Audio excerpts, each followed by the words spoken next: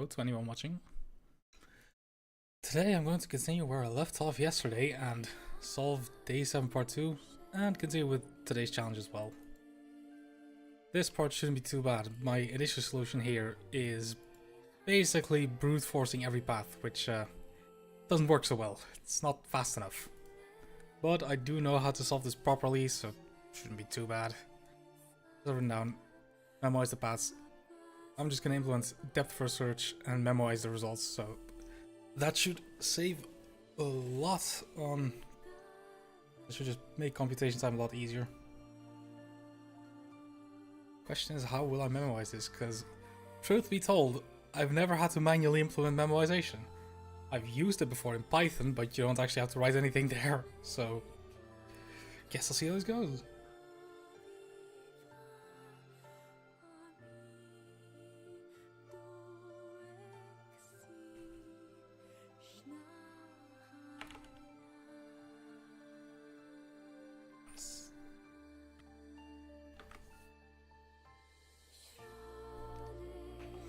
So each path is going to be as long as the number of splitter layers. Question is, how do I want to store this?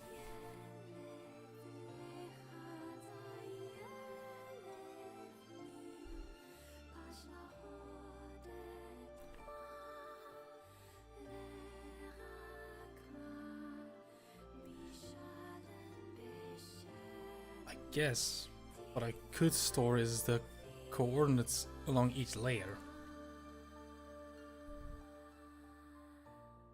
That's not a bad way to do things, I don't think. Coordinates along each layer.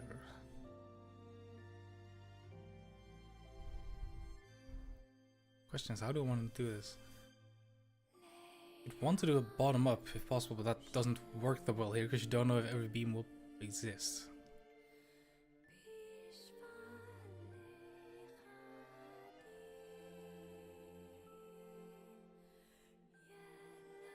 I guess what I could do is just, since I was gonna say since memory is cheap, but that's no longer true, is it? Since memory is relatively cheap, I could just store each coordinate for each beam. But no, for each layer, I can just keep track of each coordinates, how many paths go from there.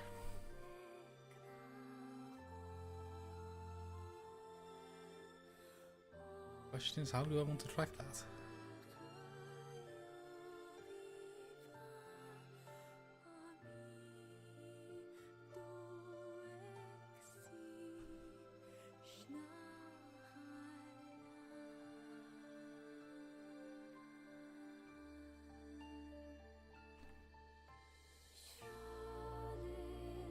Yeah, I could do the depth first search part first, which...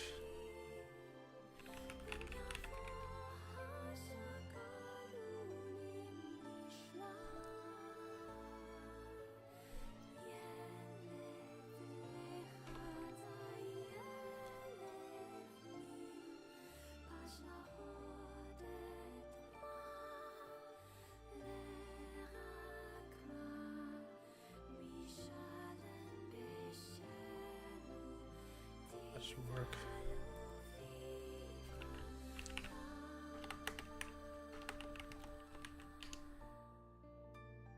For this, say Q, but really for depth first search, which needs a stack. So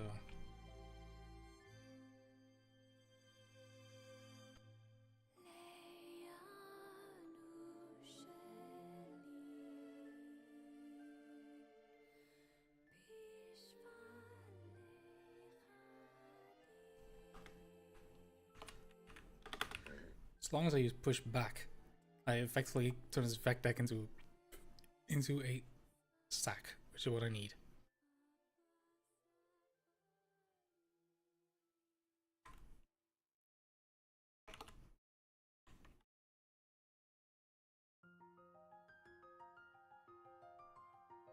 Well, let's push back here, but no, wait. No, because I'm popping out the front, I want to push front for everything else. The first one doesn't matter though. This could be push back or push front. I could just do push front for consistency. Also, yes, that should probably be mutable, otherwise it's kind of a useless stack.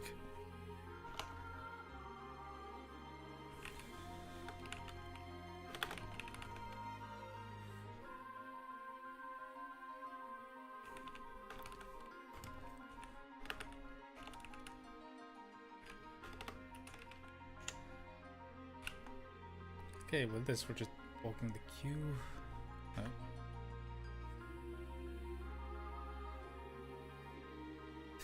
Don't forget the keywords.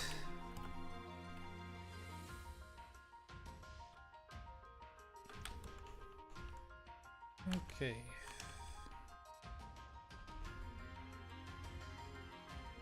It's not really searching, we're just discovering every path. I can do a stacked up push front beam -1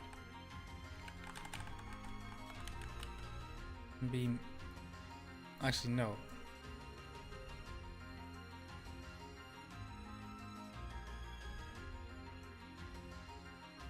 I need to keep track of not just the beam, but also what layer I'm on for this, because, yeah.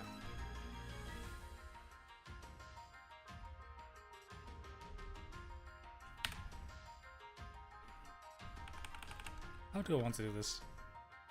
Do I just keep track of beams and lay? I think that would be the easiest. This beam at this layer.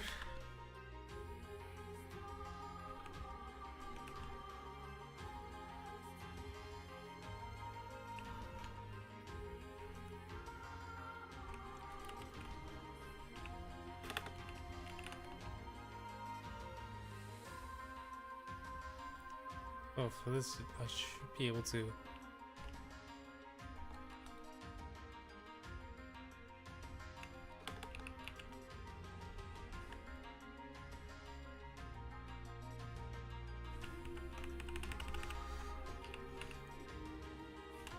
Greater than equal to.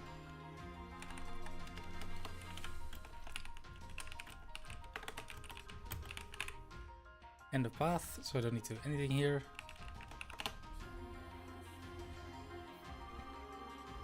Else.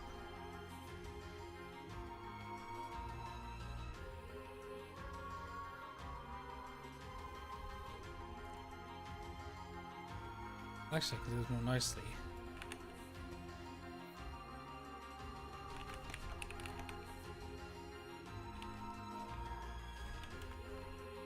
Come on, I can type.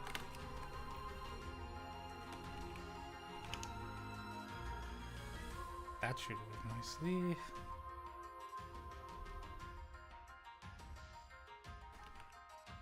And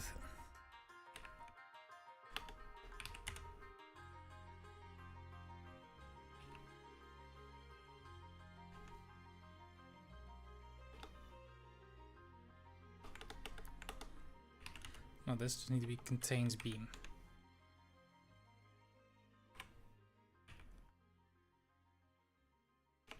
So in this case, that means found splitter.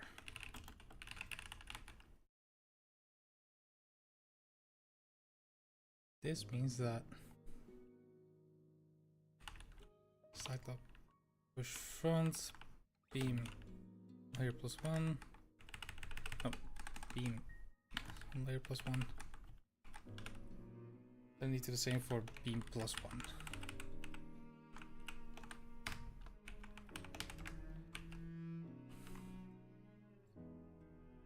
So this will complete the whole thing, but it's just gonna take forever.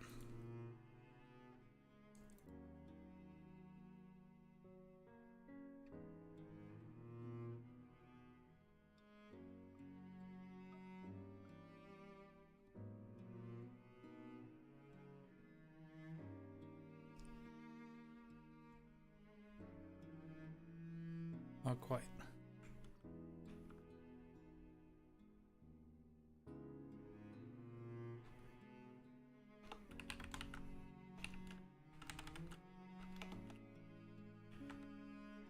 Here I could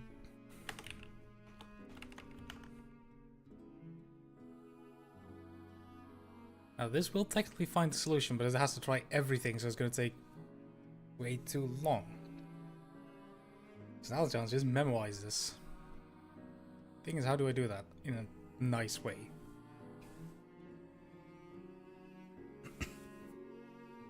So we'll need something that's fairly easy to index during this.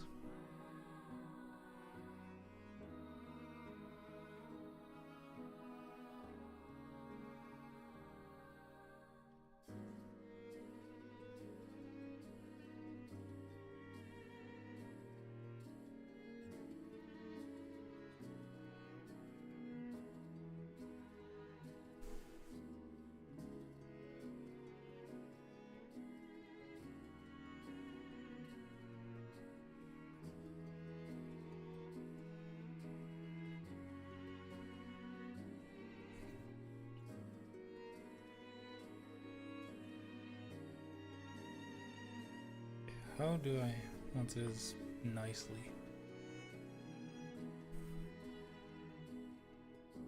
Ideally, what I want is to work backwards through layers once I get here.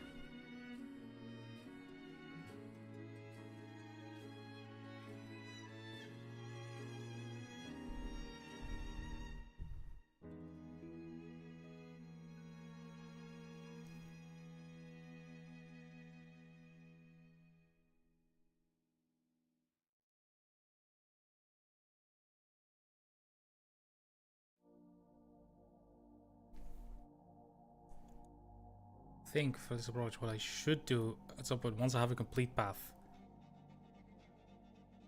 Ideally, I want to walk it back and just...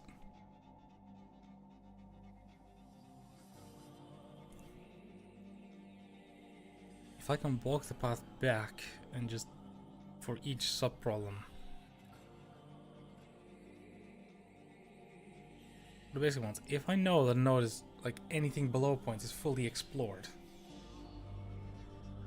then I don't have to recompute that path. Thing is, how do I implement that nicely?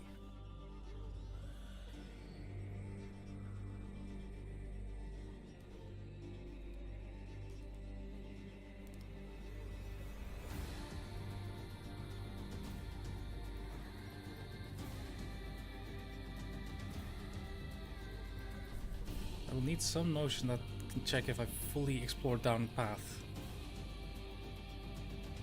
Question is, how do you tell that?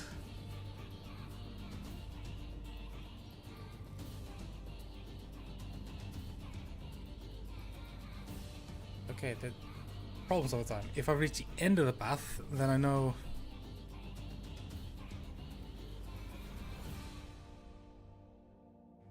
Once you reach the end, that means you've already passed by the last splitter. So you know how that's...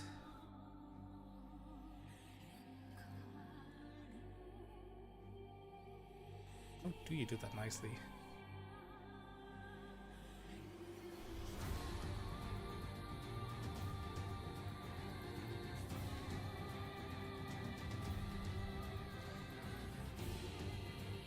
Guess you could try storing it in a tree where if you know that a beam has reached the last layer, that means if that part is complete, then how do you translate that to working up the chain?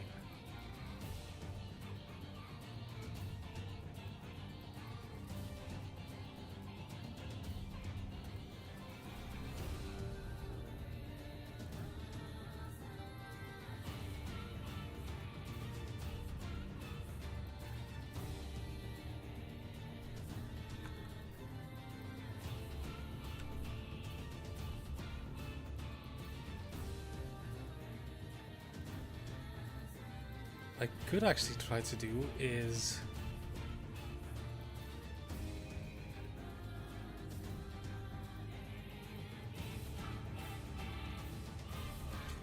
actually I think it does make more sense to try and build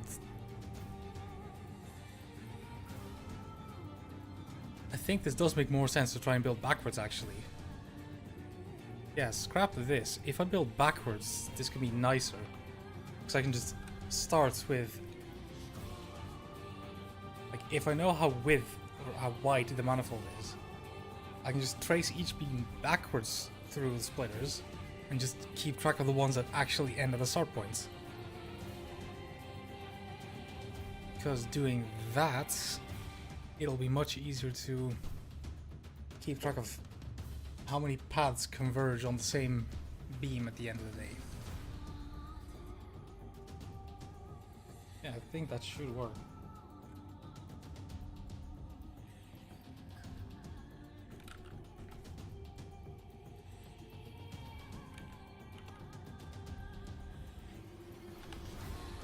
I want to change manifold to keep track of width as well.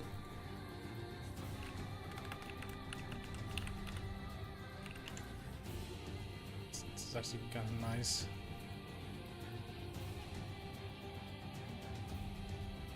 So if I'm right, the width is just, yeah, just line length.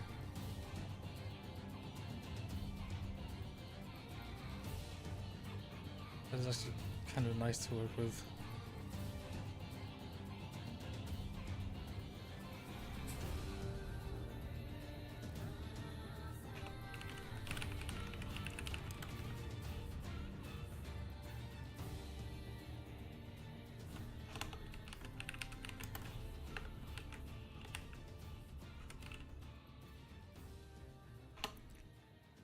Do that.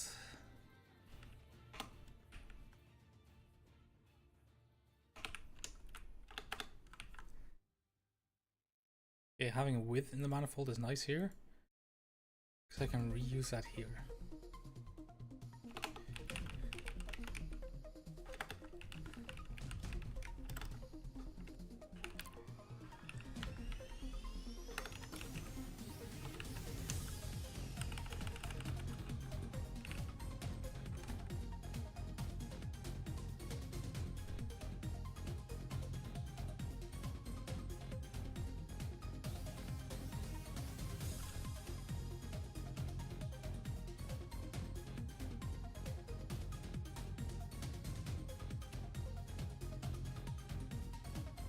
Okay, thinking about this, what I want to do now is start the end of the manifolds and work my way back up through them.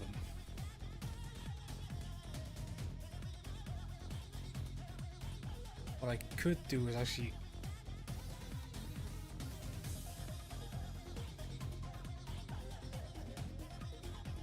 could technically allocate an extra array, or allocate it differently. If I want to keep track of the full thing, which I don't know if I need to, I might.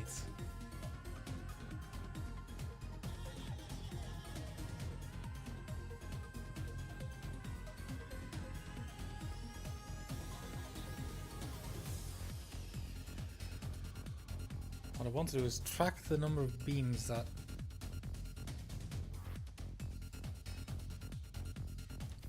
okay, so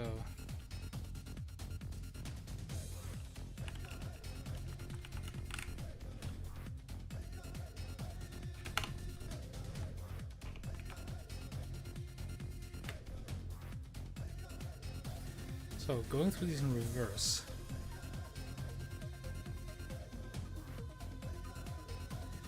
If I find a splitter,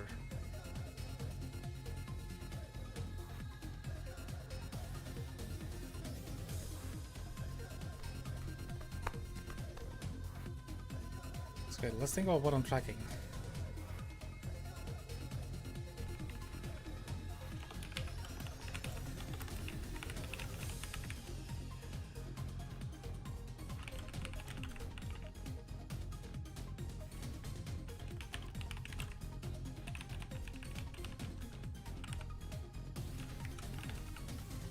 I know what to do here.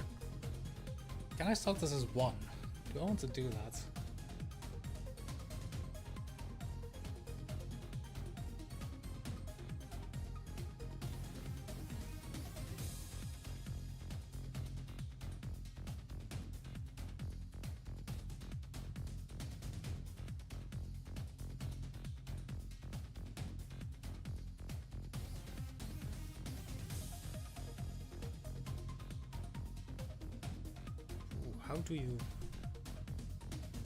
How does that work? Even if a path passes next to it, I think I can pull it from challenge here. Even if a path passes, like, if something passes by a splitter, that doesn't necessarily mean that it came from said splitter. For example, goes here anywhere.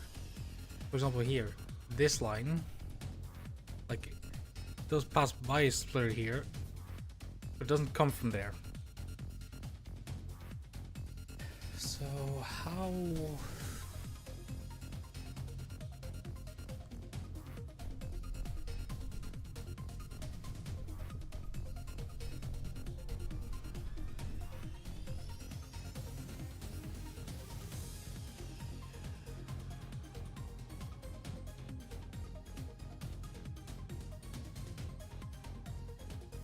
I think what I can do, I'm starting assuming each of these have one path at the end, which I don't, might be 0.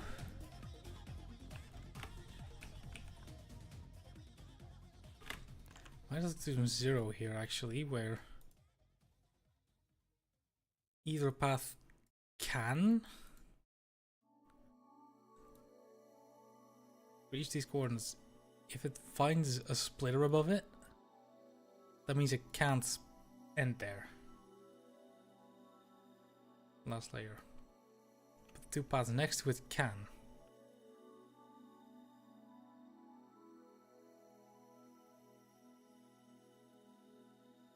Basically what I'm trying to find out is how do I build this in reverse? If I can do that.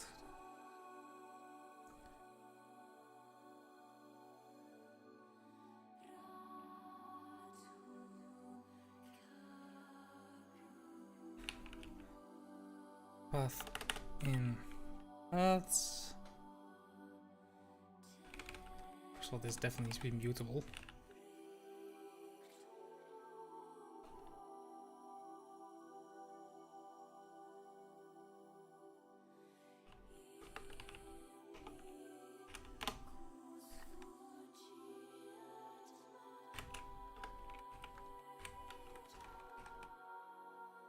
Flare path.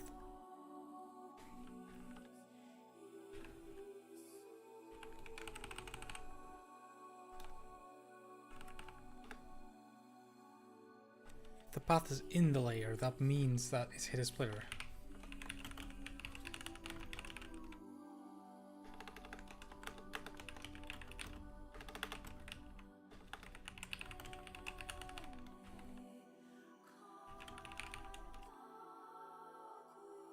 That's a maybe. Oh, how do you do that? Ugh.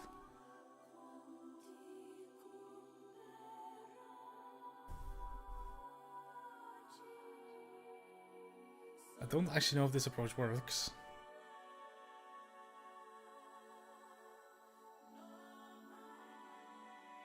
See, if I've hit a splitter, that just means it can't go straight through.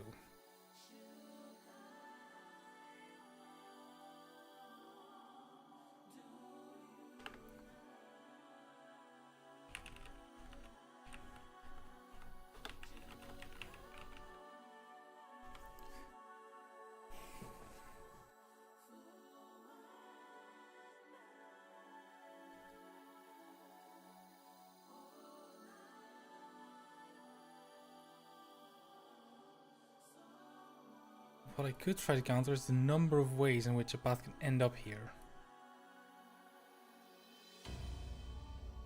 Does that work? Does that work?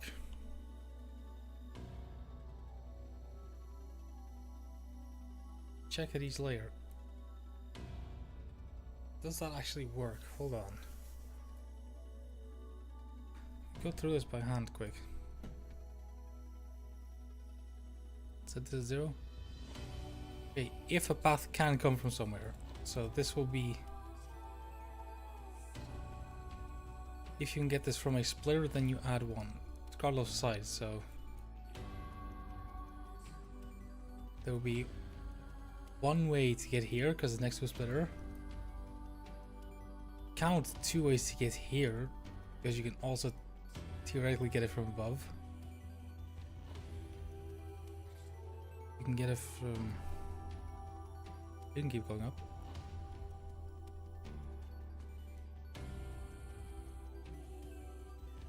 Okay, so if you optimistically add one because the space above it is... Wait, I cut out all these middle layers. I want to make this a bit easier to work with for me. What if I copy that, go here, like scratch file.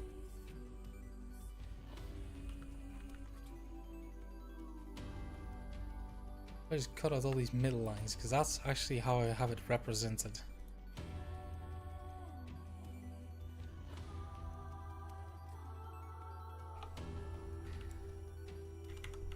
Okay, so it should, for this one, count... How many paths for the example? 40. Let's see if I can get there. Well, I should probably not get this example, but the empty one. If I want to run through this by hand to see if what I'm thinking of works. So what we get here is all zeros. This, okay, going up a layer. This is next to one splitter, so it gets 1. Splittery. So this is next to one splitter, so this gets 1. So I wonder, do I want to...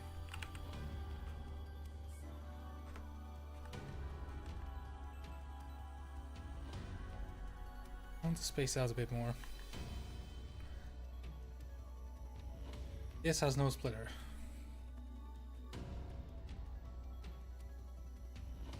I think these in-between layers I can adjust. So that's how it's just going to be after each iteration. This has splitter above, so it can't be anything. This has free space above, so it's again next to a splitter. This one is not next to a splitter, but just free space.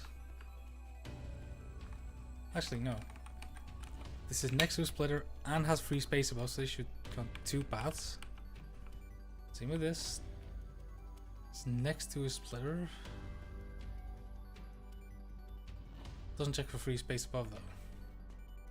It's only free space next to a splitter, next to 2 splitters, so one from there, and maybe one from above. Same here. Same here. Same here. And this one's again 2.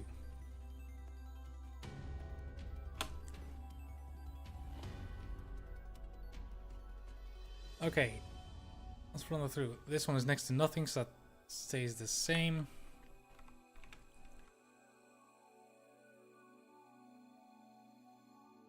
This would just be carried up, I think. This one's coming from a splitter, so...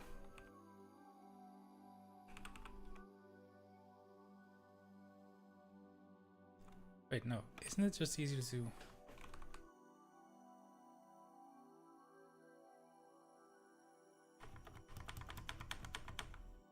See if I can get this from anywhere. This will still be carried over because there's no splitter below. This has a splitter, so it needs to sum these two. 2.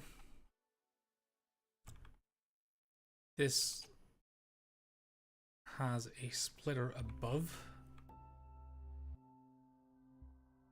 I think if I check above and there's a splitter, I can set something to 0 because I'll never get anything from there. What I need to check is if it has no splitter below, it just copies over. Actually, 3 checks. If there is a splitter directly above, I can safely set it to 0.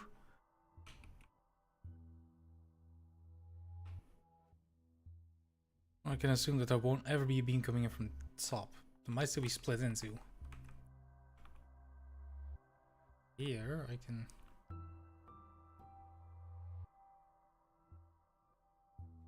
This has 2 paths below.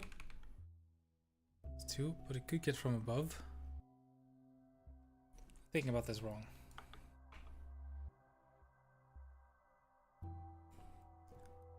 This has one path down. This has two paths down. This has...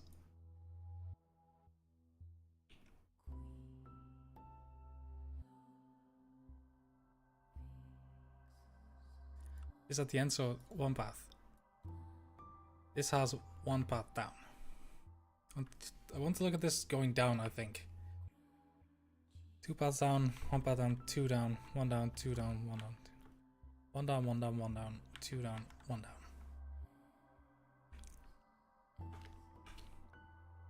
This one has one down.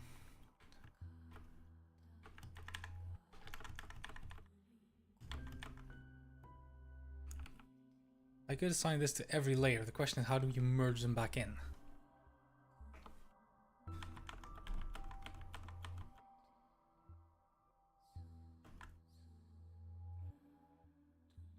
Just gonna fill this in mentally so I can try to work out what I want to do here. So for each of these, this will just be the number of paths down.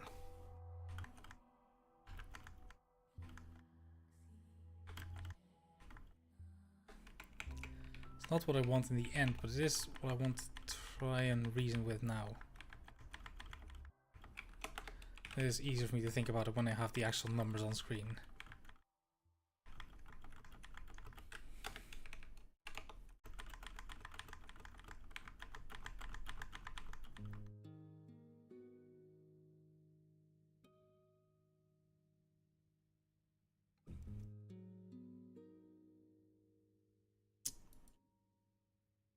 That's what I start with.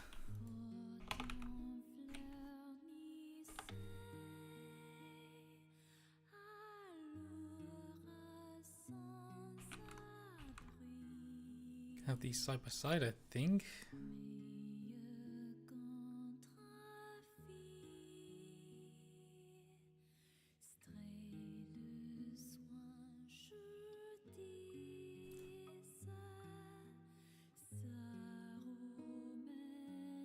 Eventually I want to collect near the top, so a number of ways you can go here.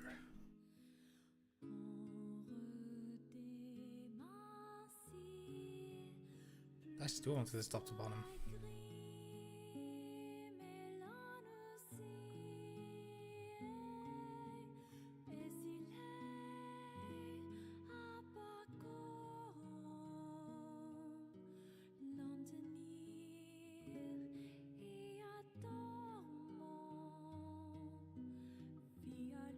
Wait, can't I just loop through it and for each step look at how many ways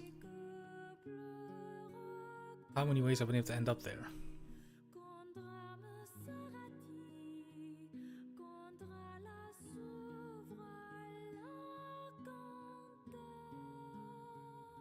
I don't need to do this backwards at all. I can get to the first splitter in one way.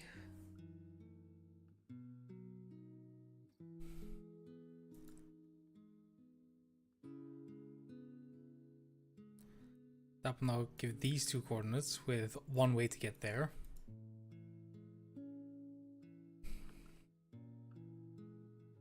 Hold on a second. Might be onto something else here.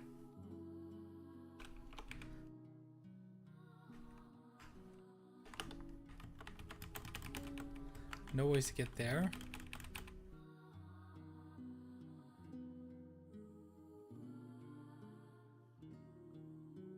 This is kind of tricky to reason with.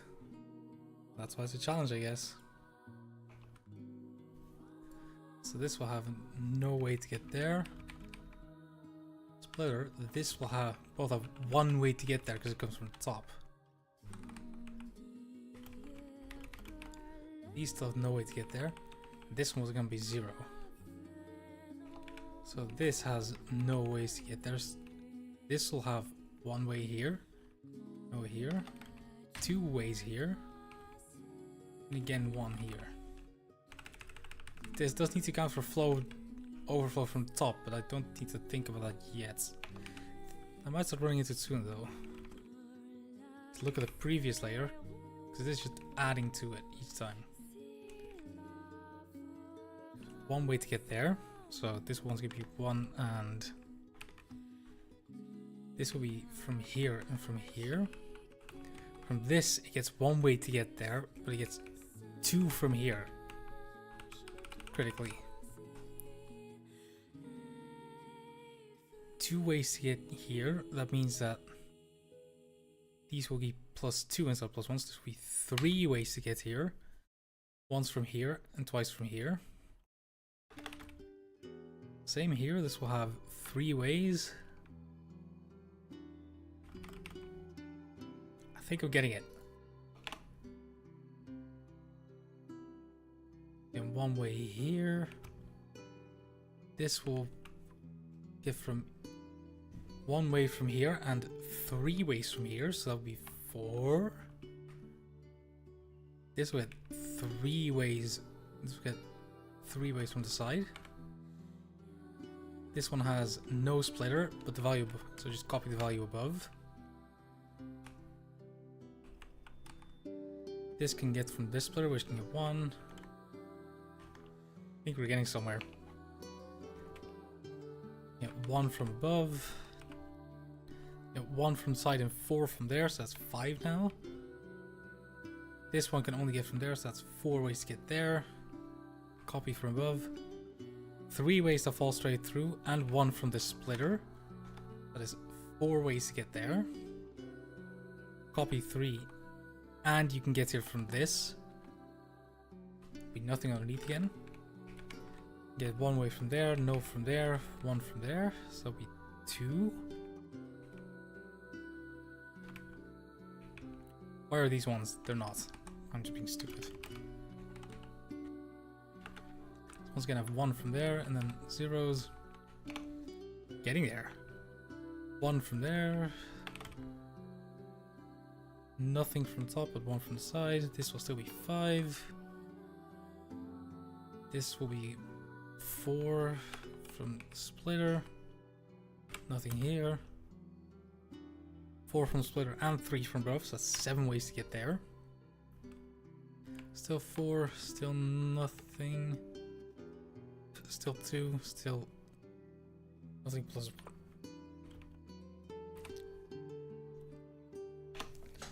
That's the last layer. This one should 1, nothing underneath.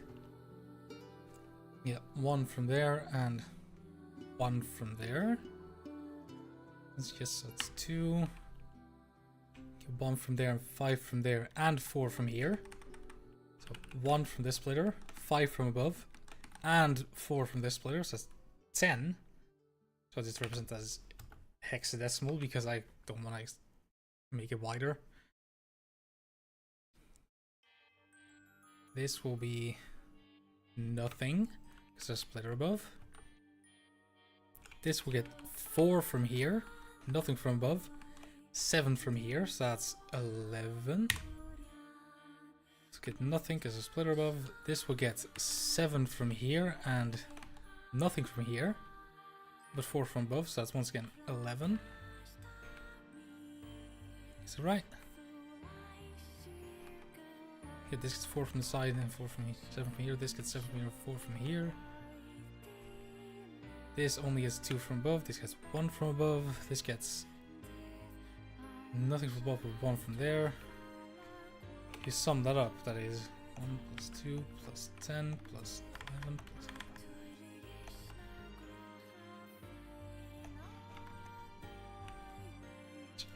If this comes out to 40, I have it figured out. It sure does. I figured it out. That is surprisingly elegant. I like that. Okay, now let's do this correctly.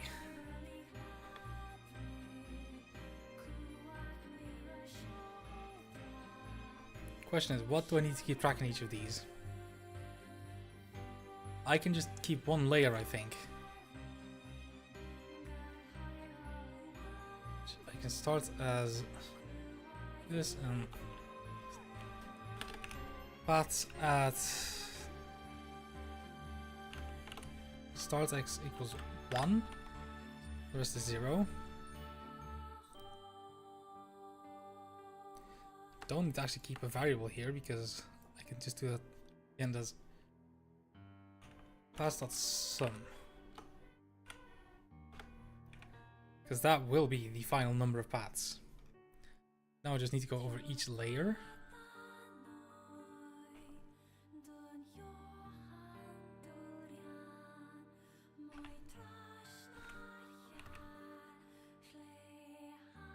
For each index, I can say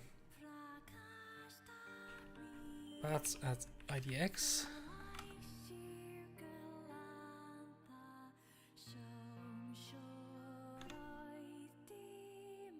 Okay, this might come from 3 places.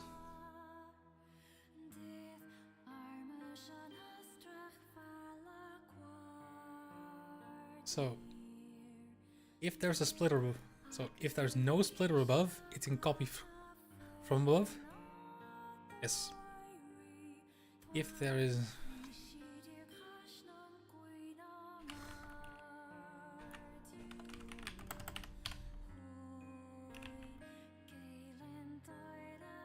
If layer at if IDX contains path,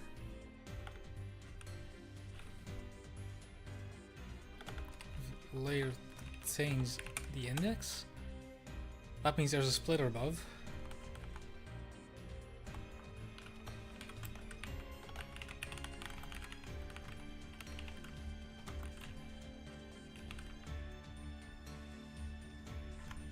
If each layer doesn't contain the index, that means there's no splitter above.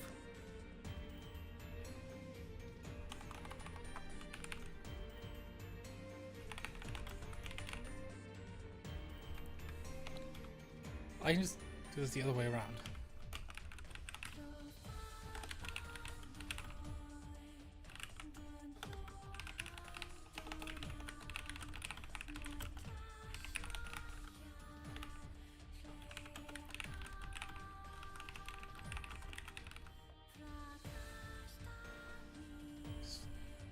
I'm kind of working backwards now, but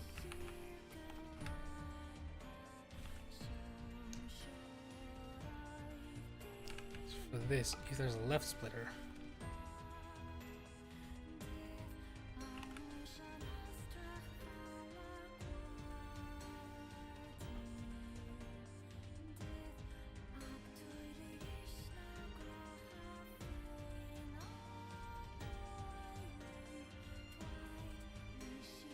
okay, so I need to wonder. This will be layer 0. I might need to look at the layer above again. Actually, no, I don't. If I'm checking this layer, I can already test this.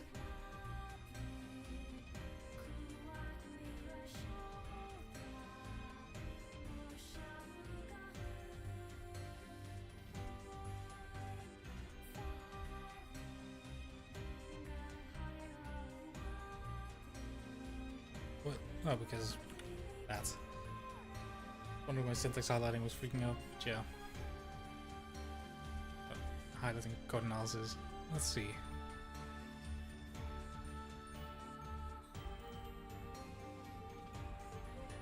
If it contains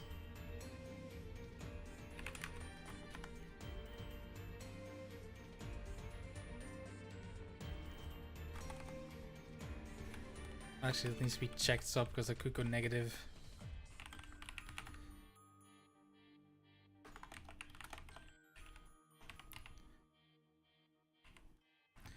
Is check sub 1 and contains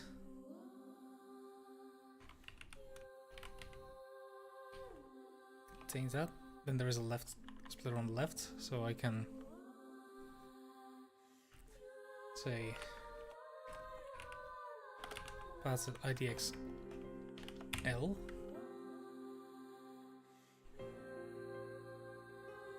Yes, because now there is a splitter to the left, so I can add values from there. Yeah, I can add the values from above it. Similarly, I can do the same here.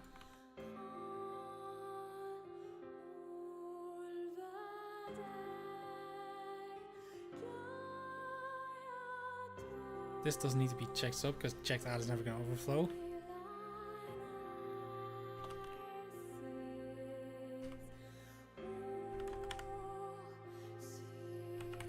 Doesn't need to be there, but yep.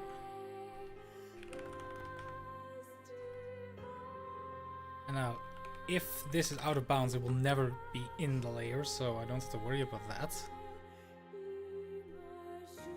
If there's no splitter above, then I also need to carry over. I think this does it.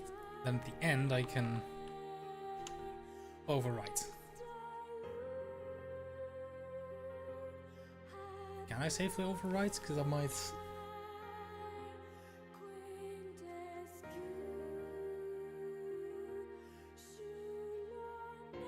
Is there a way in which I could accidentally read if I write the values in the wrong order? I set this one for no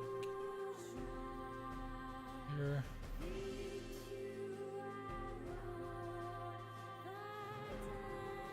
This will do one.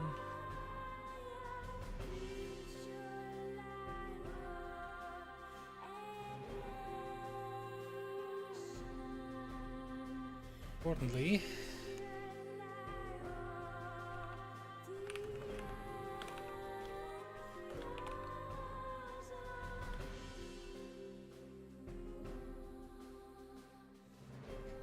underneath might have a value if it gets from...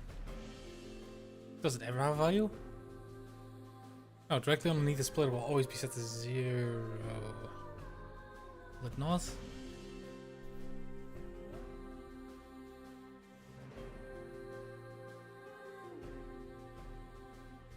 Anything directly below splitter will always be 0, so I can just say...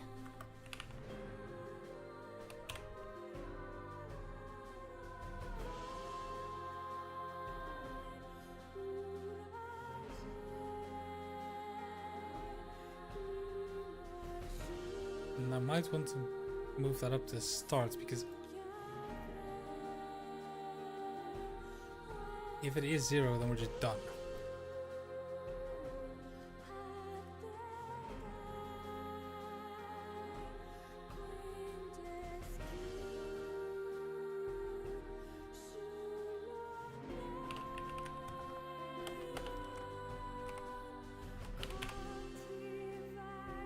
Do that.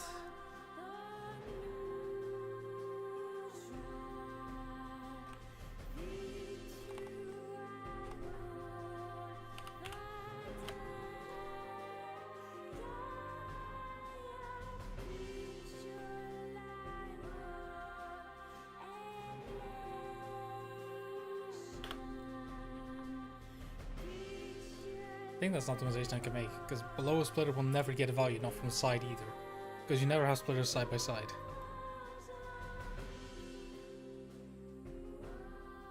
You can always try to add from above if there's no splitter there. The question is, do you run into issues with partial overrides? Like, this... Okay, what would illustrate the example?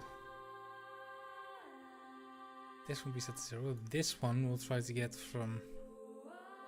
Yes, it does, because this will already be set to 0 at that point. So I want to reallocate a layer.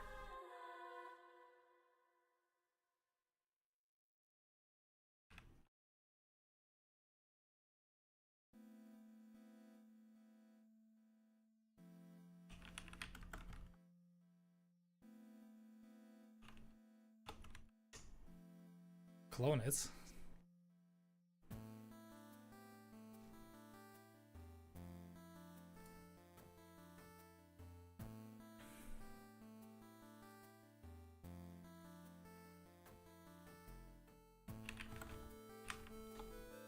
That'll work.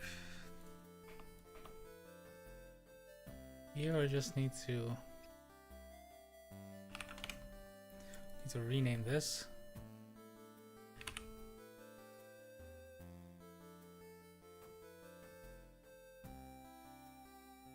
How do I rename this nicely?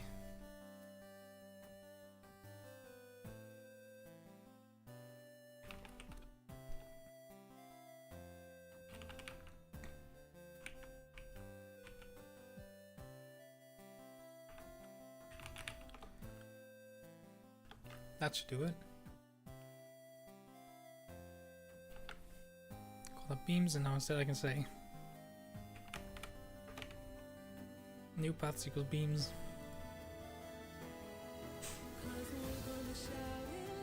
That should work.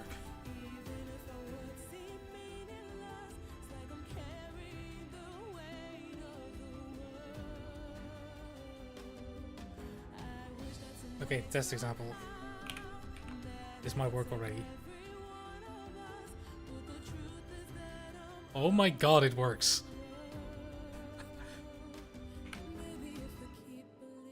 Is it the most efficient? Probably not, because I need to...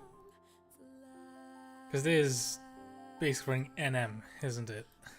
You could try pruning them out, but this is plenty fast, I think. It sure is. That's basically insane. Actually, if I do a release build, how fast is it? CD to day 7. How fast is this? 15 milliseconds. I'd say that's good enough. Anyways, how much was it? Important question though. Is it correct? Oh, you love to see it. You love to see it. Beautiful. Anyways, standard protocol, commit.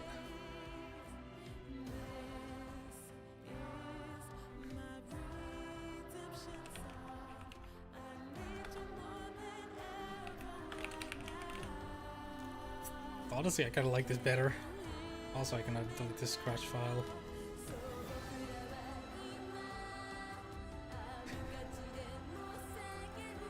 Nice. I'll push later. Yeah, that is surprisingly not that bad.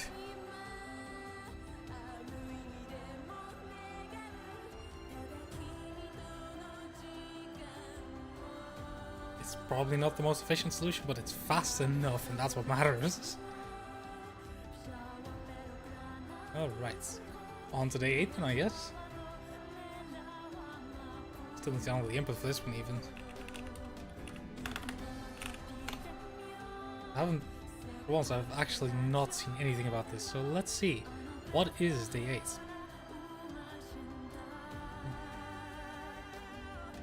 Day Playground. Equipped with a new understanding of teleporter maintenance, you confidently step onto the repair teleporter pad.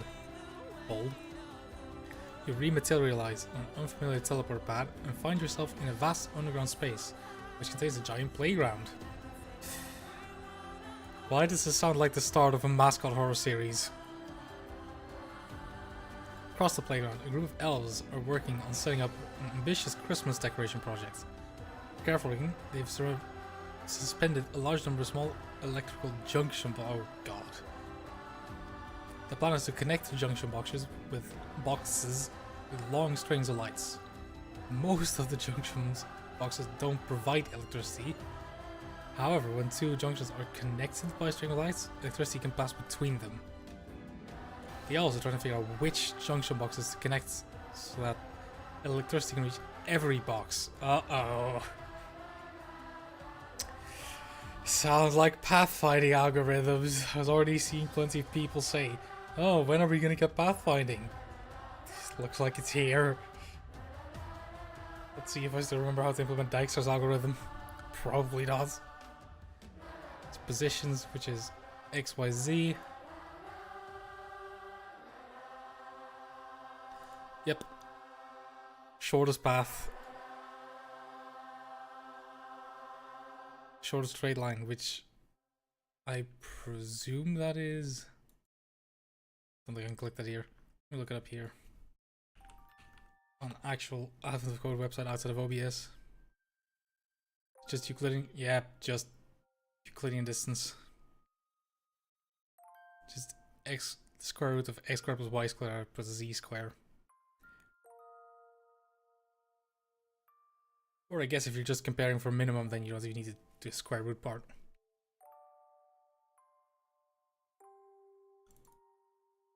Yep.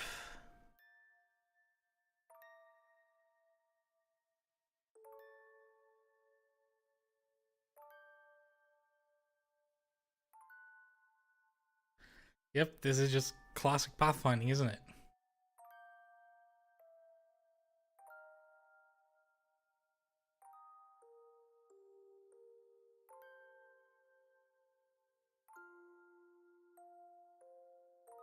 Yep, instead of just having to look at each closest distance, I can just look at closest distance to any of the remaining boxes.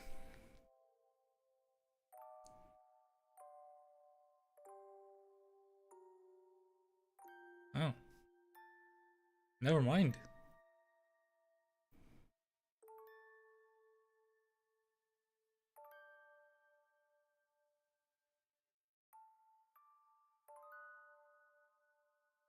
Oh no.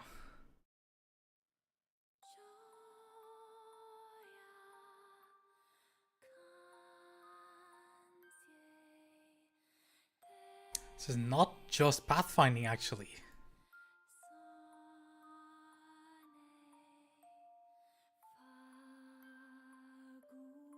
This is...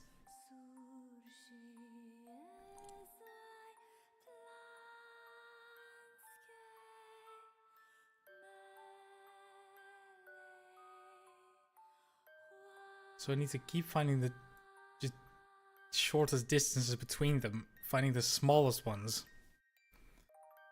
and then just trying to connect them together. Ugh.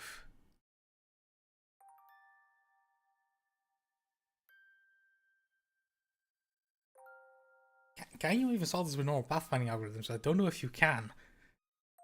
Definitely looks like it should be possible, but I'm not exactly sure how. Because it's not just building one big circuit, you have to find... It's not just building a big circuit, it's building many smaller ones.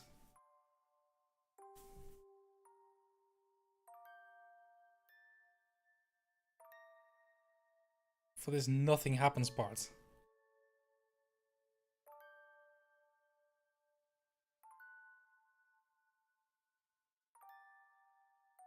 Means no connections made, so we need to move to the next smallest. You don't need to consider that connection at all then.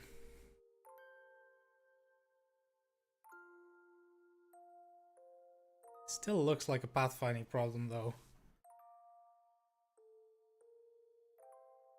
I think I just want to implement pathfinding and see if it works. I think just might already be a solution. Also, question: how big do those numbers get? Because that too is important. That I also need to get from my browser actually. Fairly large, but not massive. I could just don't have to worry about multiplication. That's good.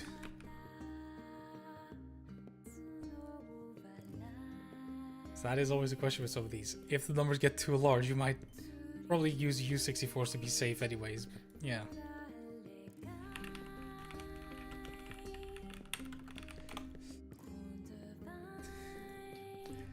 I'm going to cheat a little bit and just look if I remember Dijkstra's algorithm correctly, because I might not. That is just a question.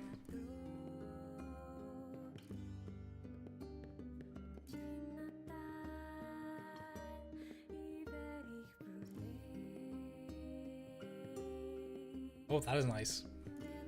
Oh, straight from the Rust docs as well. Well, can I include that easily? See if I can quickly temporarily throw that on. Can I throw on a window capture?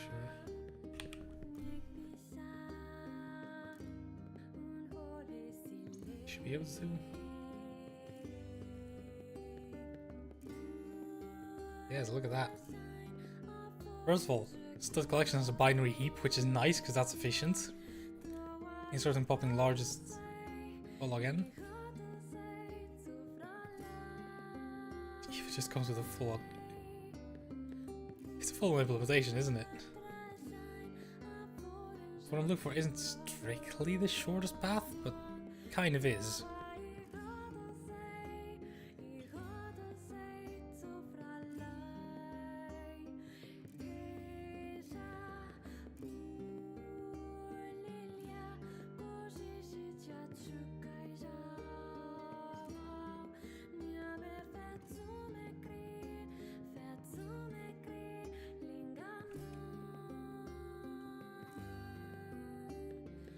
That is more or less what I need. The question is, does that just work? Because I don't think it does. First things first.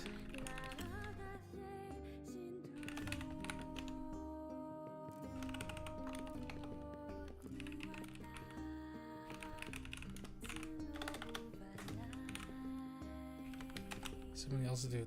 Test input.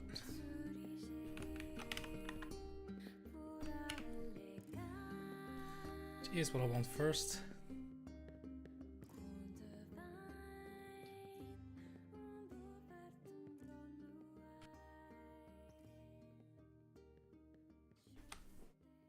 Okay.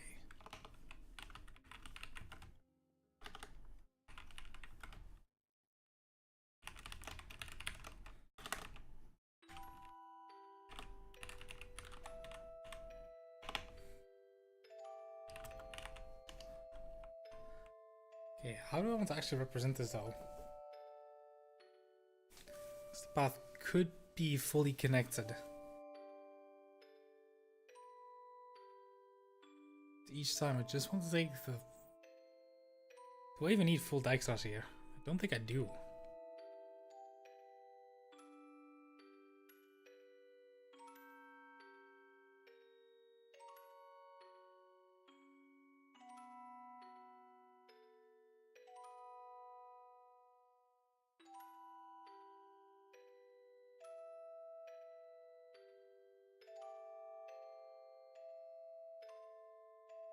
Yeah, do I want to...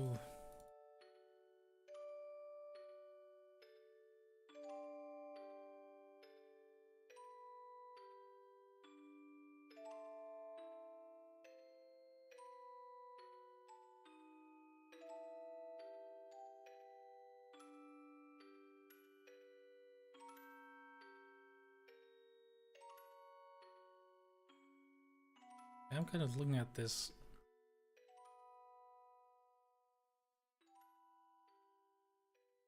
How would I want to do this? Alternatively, what I could do is just... Actually, no, I can't because there are going to be way too many of these. I was briefly thinking I could try to just multiply out the closest distances. That doesn't work. Because if I try finding the closest distance, like distance between each node to each other node, is going to be way too much.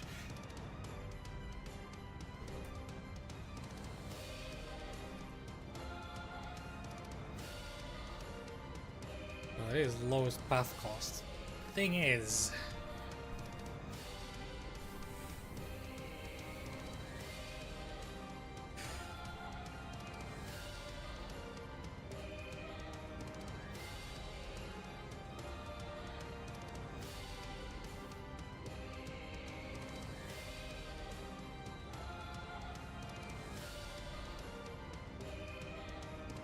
I want to pre-compute edge cost. Not really, because this is fully connected. Which, fully connecting cost for this, not too bad, because that is for each 20 nodes has connection to each other node.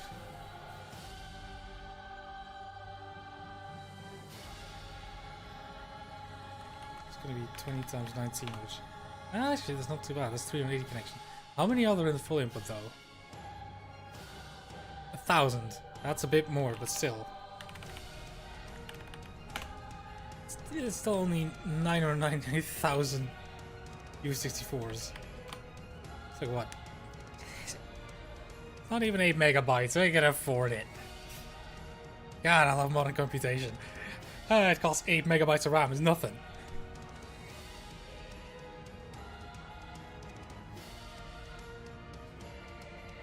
Just gotta make sure I am efficient about edges here.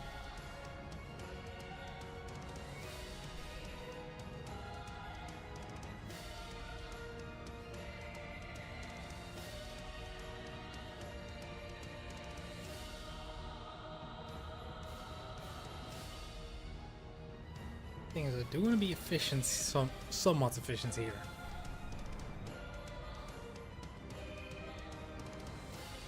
If I'm smart about this, I could make, because each edge is going to need 2 vertices. If I'm particularly smart about this, I could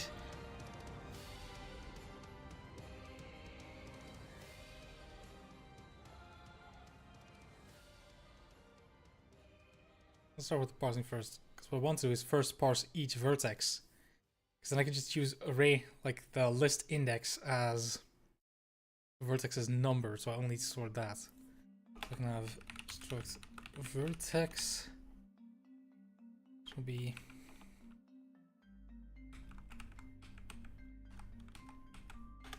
also XYZ don't need to be too big, because now that is a shame. I believe that's too large for U. See, how much fits in U16? Yes, 60,000. It needs to be 32-bit. Damn it. If only they had capped it slightly lower, I could have gotten away with 16-bit numbers here, but I can't. That's fine.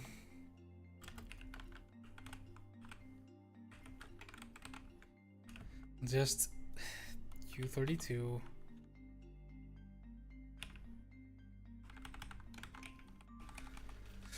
Fine, I guess it's 12 bytes instead of 12 bytes instead of 6. That's fine. Not too horrible.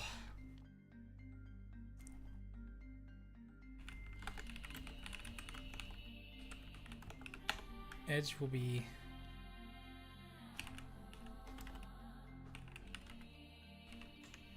and this already takes up more space than the whole vertex, which is kind of a shame because these are bigger. View size is canonical here. Technically, knowing that there's only ever going to be 1,000, I can make it smaller. I don't think that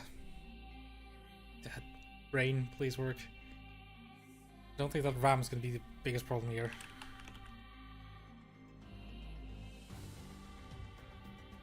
Will U34 be enough? I don't think U34 is going to be enough.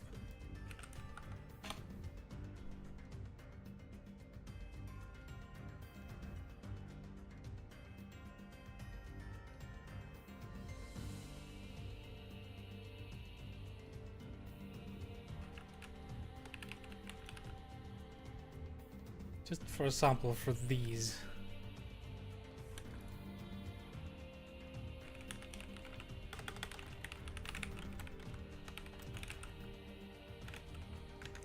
Just gonna play it safe. What kind of number can we expect here?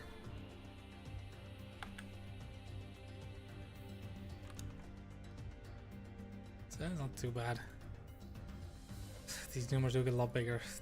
Do I want to play it safe? I'll play it safe and make cost U64. It's fine. Not that it matters, it was going to align to 8 bytes anyways. Hell, this one probably gets padded with U34 as well. U32. So I can do...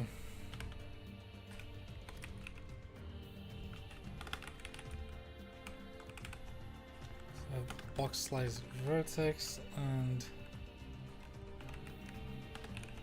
boxed slice edges.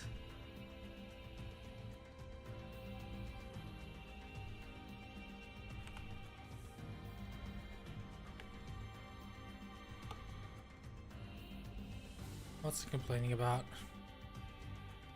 That.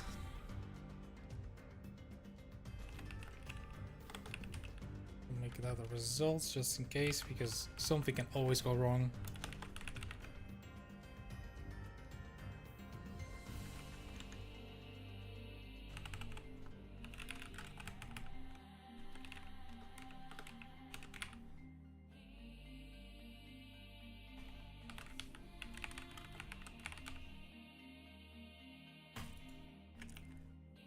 Edge lookup isn't going to be great here.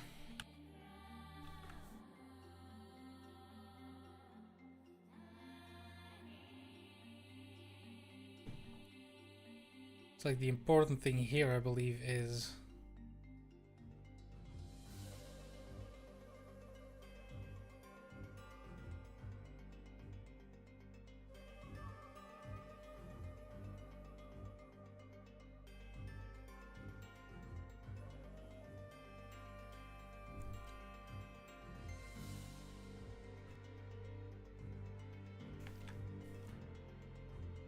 just looking at that reference implementation. How does that work?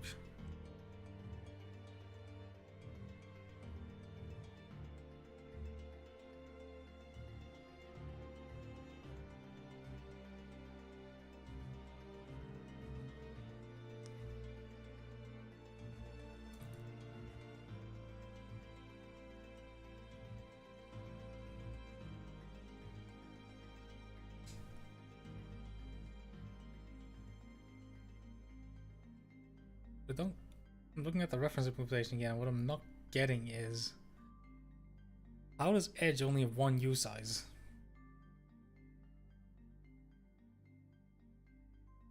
How does that work?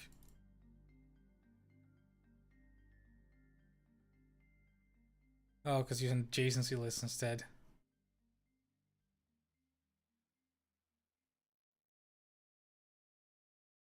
So 0 is adjacent to 2 and 1.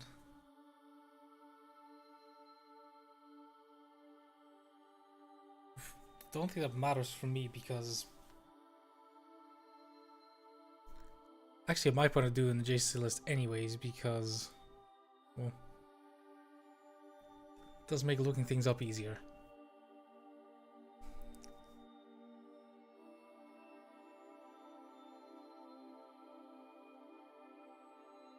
Because now if I want to find a certain start node, that is kind of tough.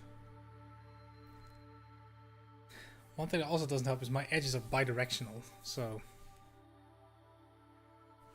I guess this would be nicer then, because otherwise I need twice as many edges for a normal adjacency list, because my graph is undirected. Distance from A to B is the same as distance from B to A.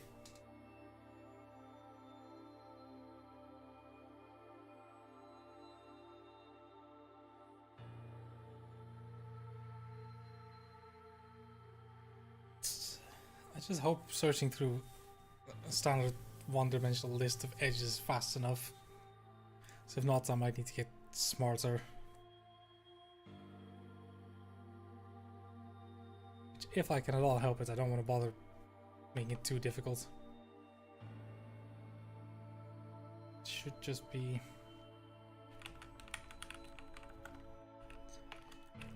lines dot map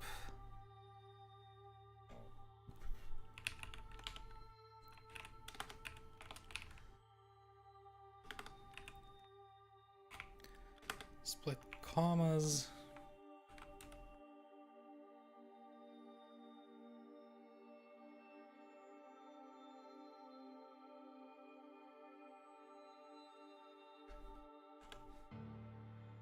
these can be U32 from stir.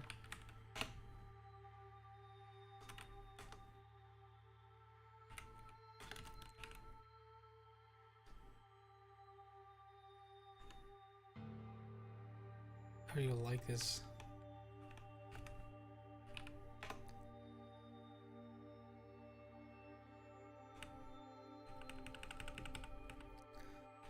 Wrap this in. Okay.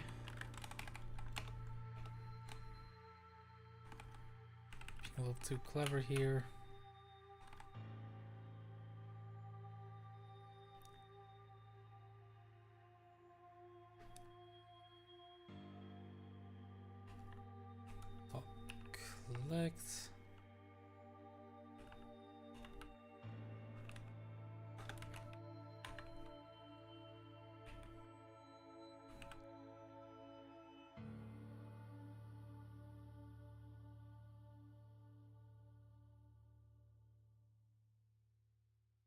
This needs to be collected.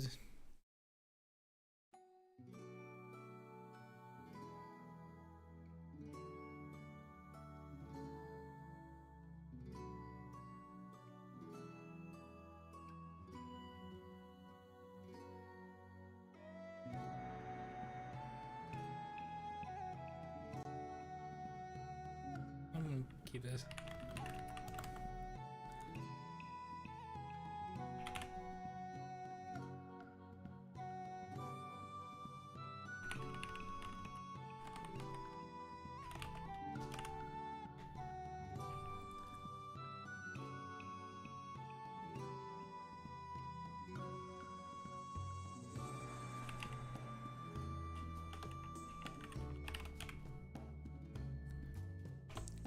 Do here is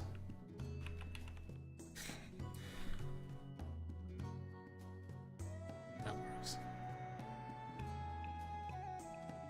Doesn't know what I'm getting here though, but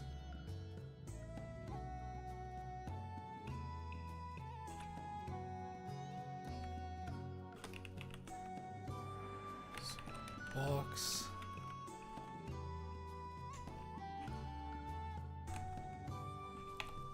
That gets me the vertices, and now I need to basically just make a load of edges, which, yeah, it just kind of sucks.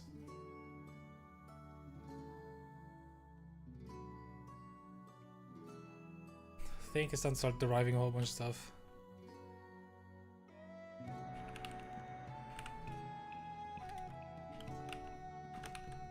Copy, clone, equal, partial, equal. Not ordinals, I don't think. Because there's no necessary order to them. I think they did have order implemented for something else, yeah.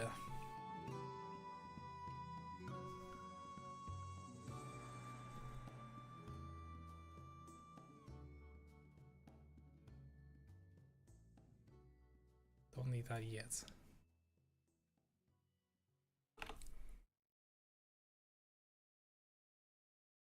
So that part works.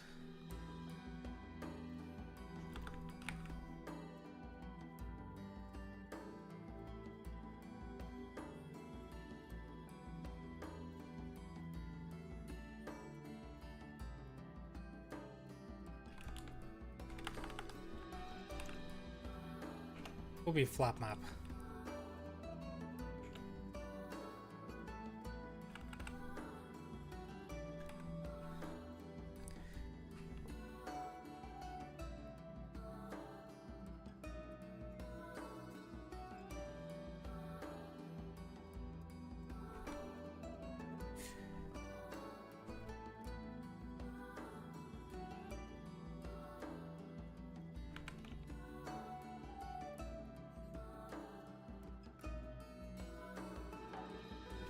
I'll just implement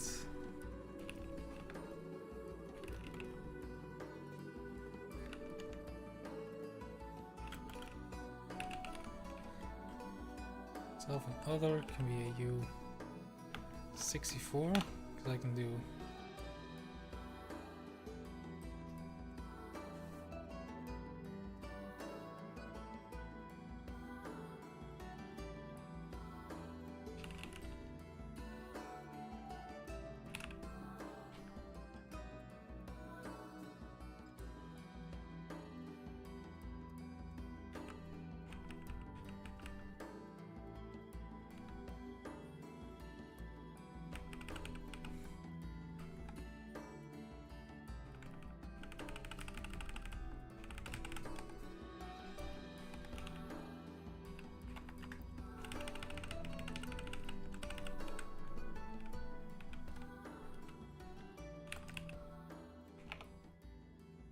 work, yes it does. Diff, now I need to do this, but with other.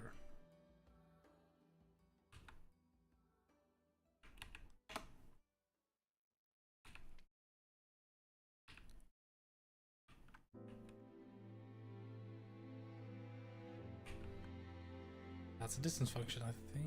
That's erroring, which is why it's not reformatting.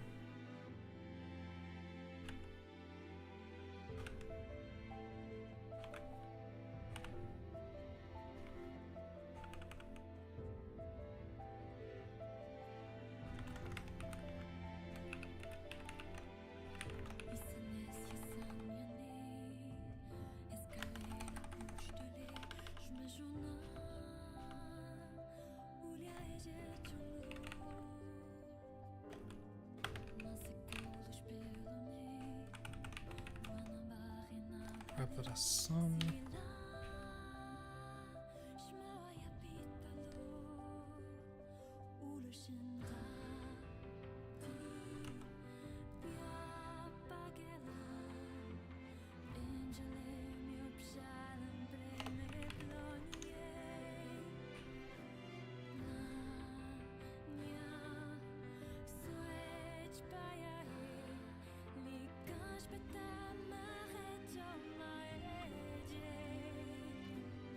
Okay.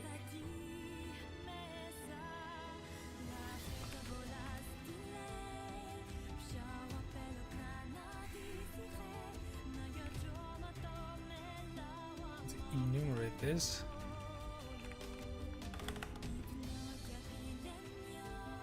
Next one.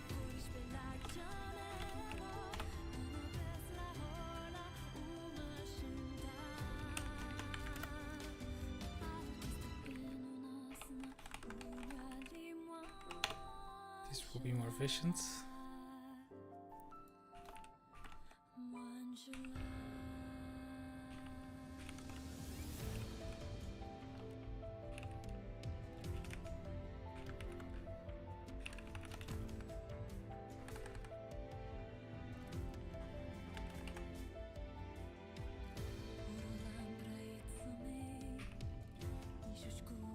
Why doesn't that work?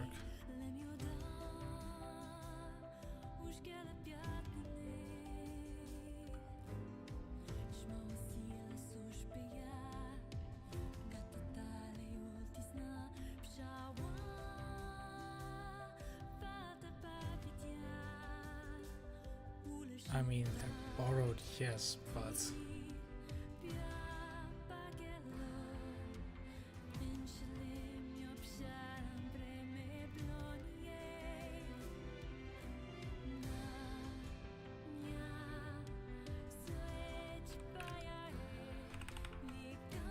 I'll just clone these.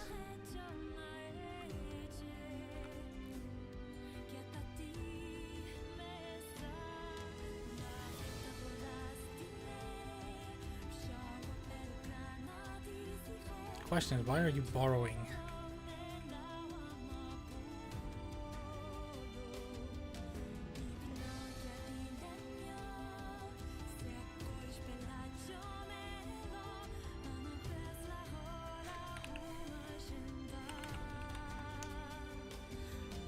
Or you can just collect it.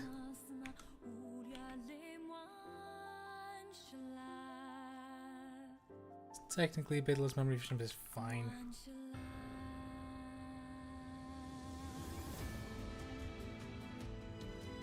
So with test input, I can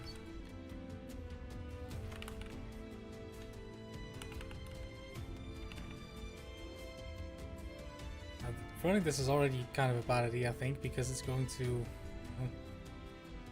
output a lot. Oh yeah.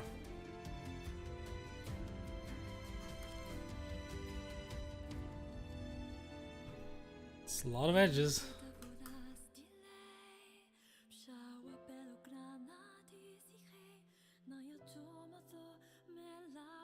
You know, if I were smarter about this, because of the specific problem here,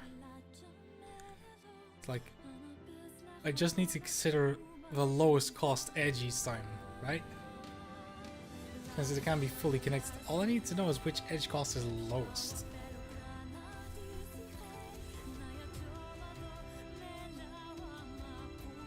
Would it be smart to instead have edges be, like, to already have edges be sorted by cost? I think that would save quite a bit actually if I do that up front. So what I can do is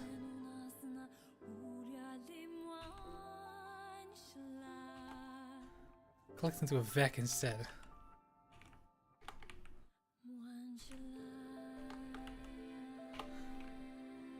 I can then do if I declare as mute.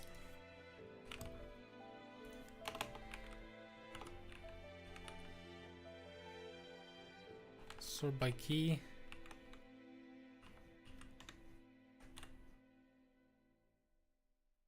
If I sort by key, that should already help a lot with in terms of searching.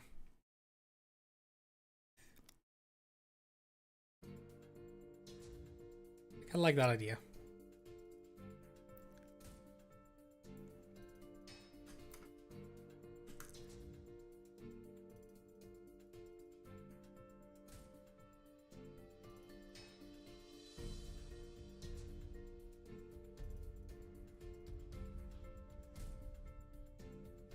Okay, yeah, that is a problem. You get duplicate edges.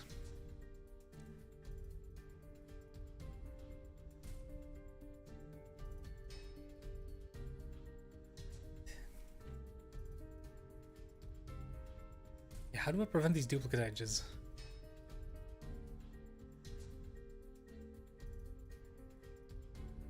Give them 1 and 2. If...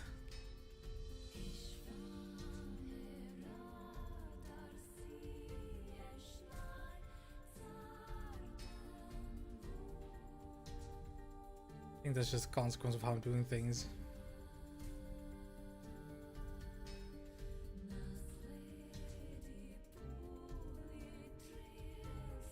I can construct this differently. Being clever about it.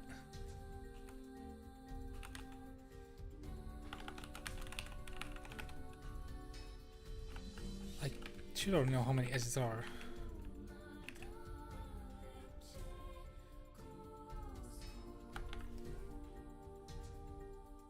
Okay. How many edges will there be?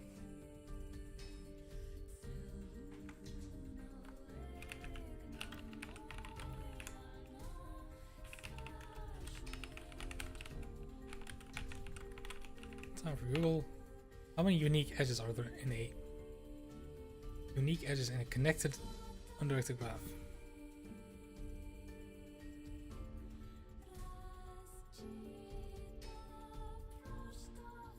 I knew it.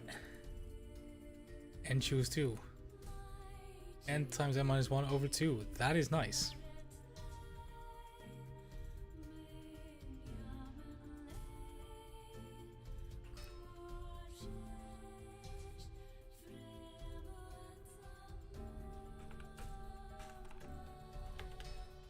Times versus dot len minus 1.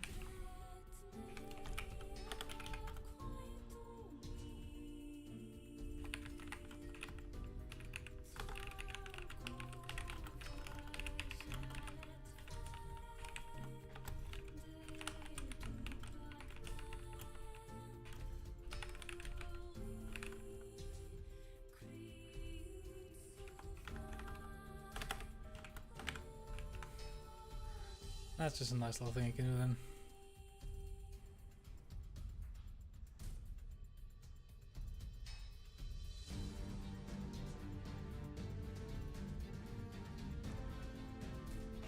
I can.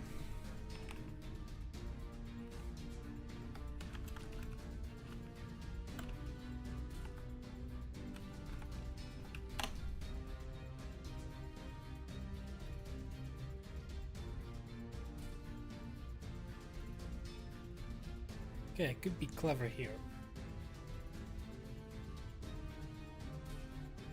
If I start, really if I want to do this index based, I think. So vertex from, I connect first vertex with all the vertices after it. Then, yeah, I've done this before, I can be clever here.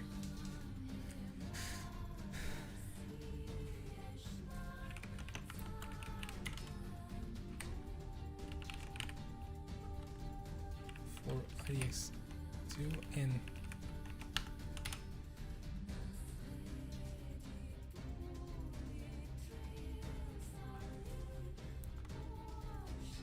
should be able to do is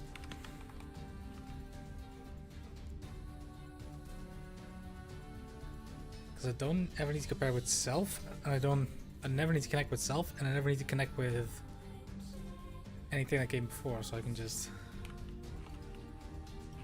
push.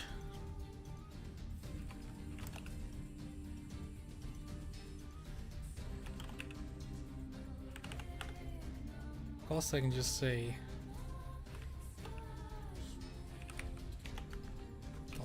dist with versus IDX2. Nice. This should mean there's no duplicate edges. Which doesn't seem to be, which is good, and it's still sorted. Oh, that's beautiful.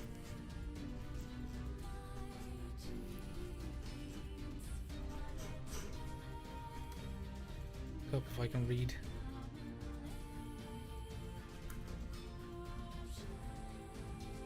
Yeah, look at that, no more duplicates. Nice. Guess paying a little attention during that graph theory class did pay off after all.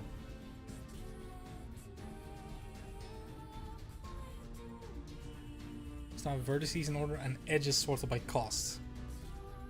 That's already nice.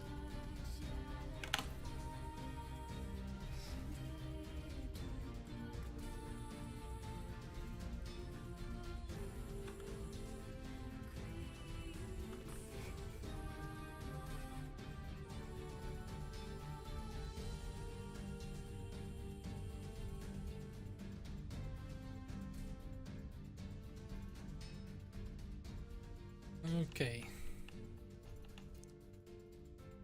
Let me actually look at the challenge again for the solving function. I need to make 1,000 connections.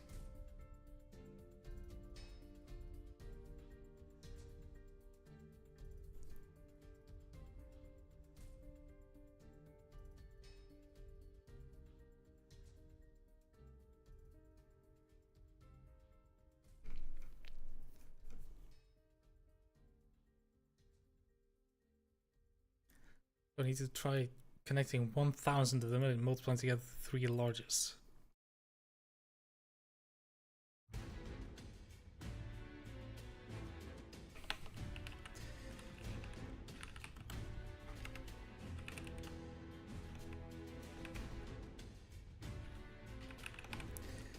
So I can do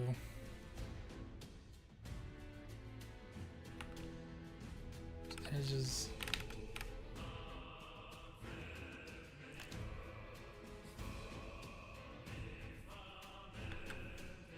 So in the example,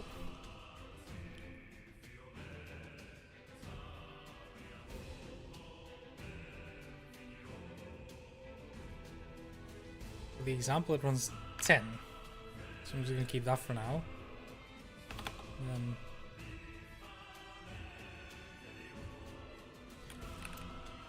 connect up to. This will result in a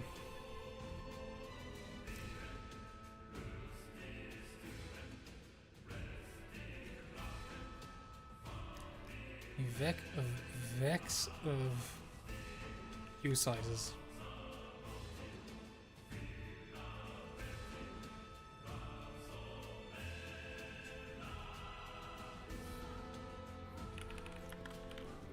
I think before I can see this, I'm going to take a quick break.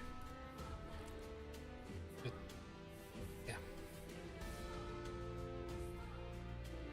I should have probably shown this already. I keep forgetting.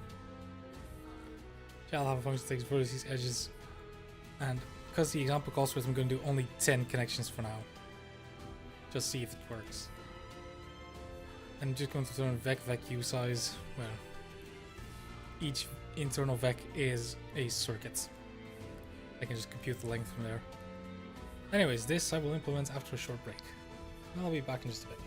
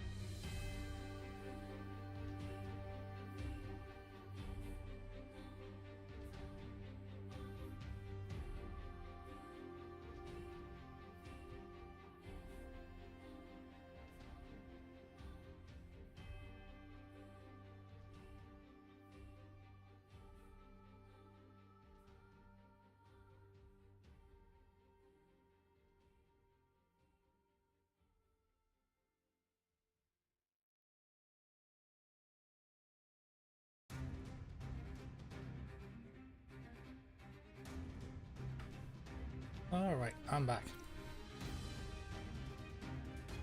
Let's continue.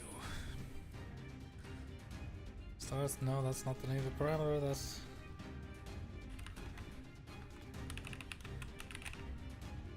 So, up to 10 connections.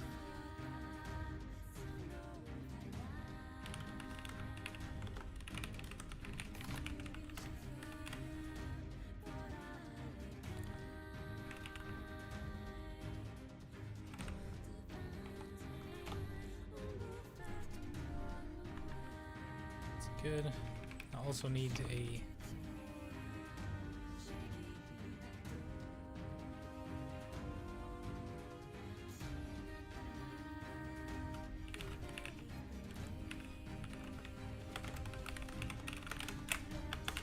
that works.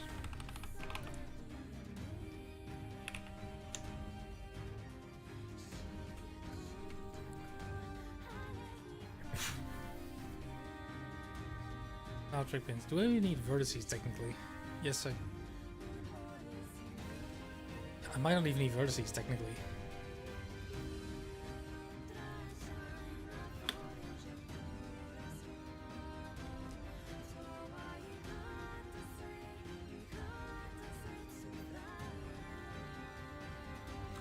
So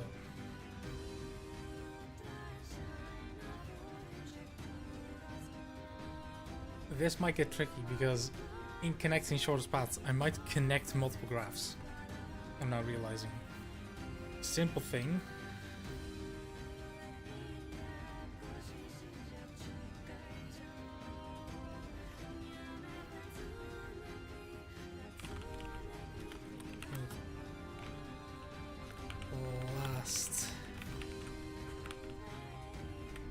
Last equals 0.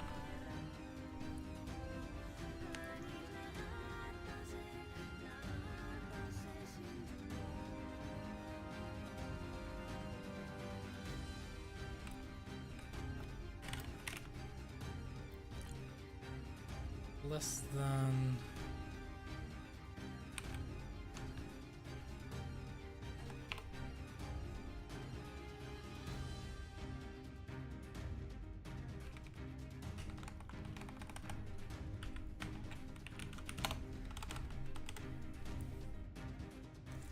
so.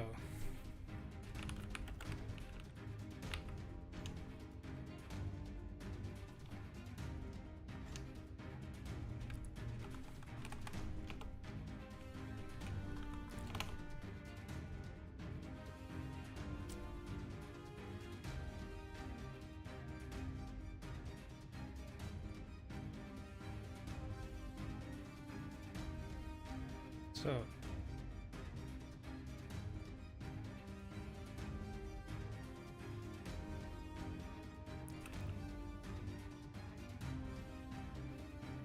how do I want to do this nicely? Because I'll need to check each circuit.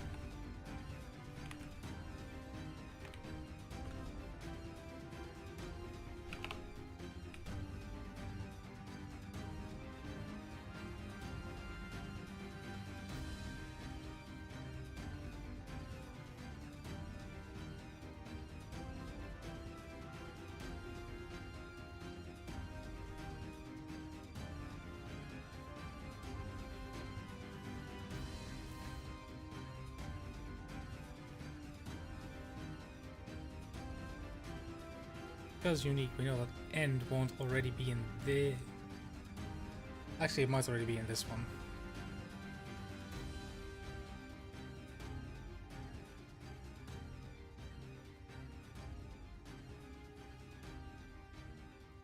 This could be tricky, actually.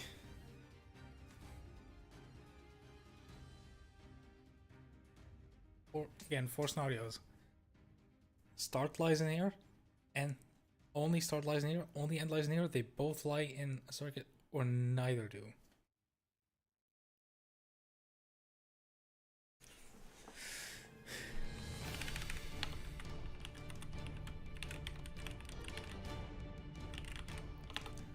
So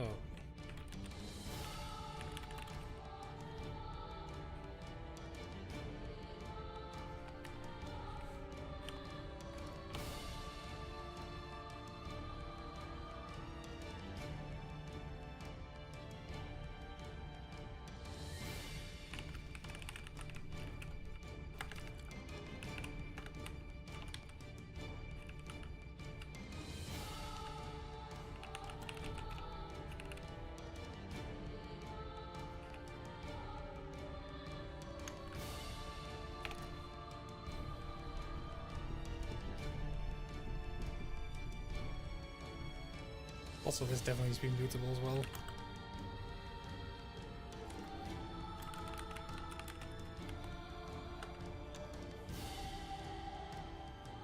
Doesn't need to be mutable yet.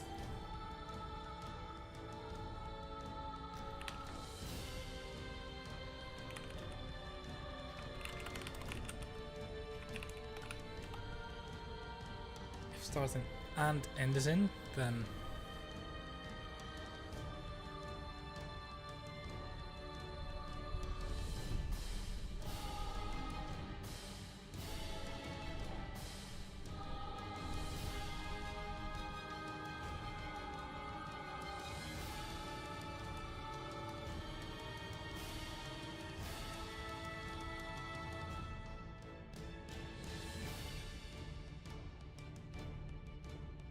yeah, you need to think about it.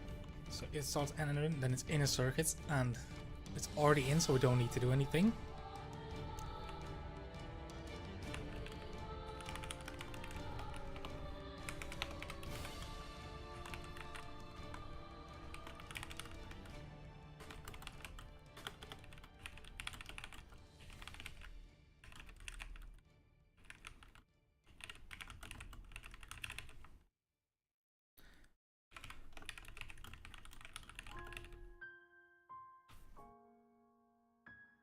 Now,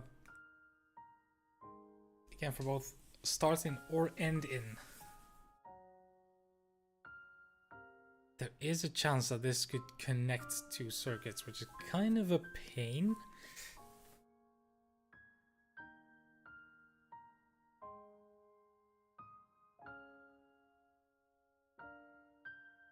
How do I want to deal with that? I need to deal with it. Question is, how do I want to do it?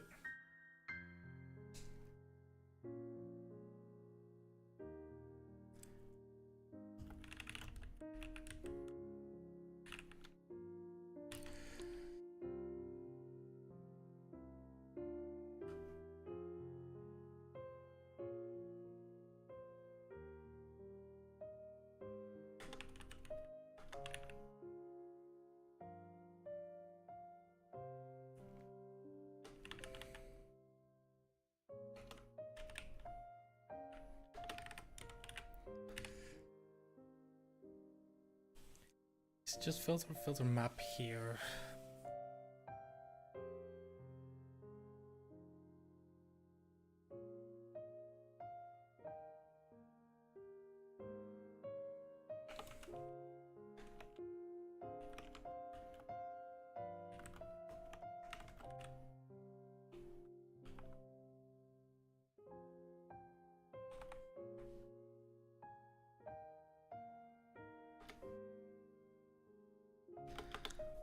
Could just deref. So for all other circuits,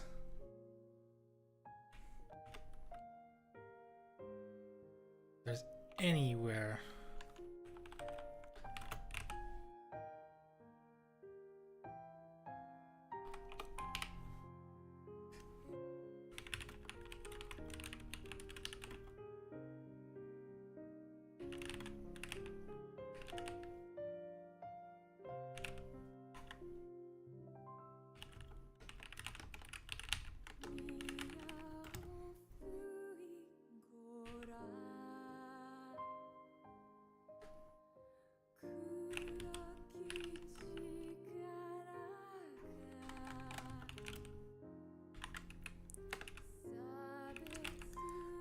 that's a trick right now. This part just stinks because now we'll need to remove other from circuits. I need to remove circuit and other from circuits. And then replace it.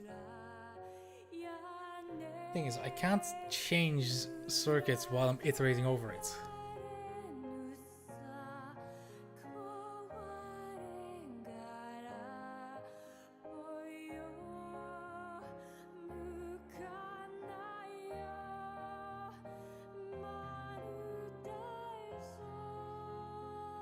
I don't want to do that.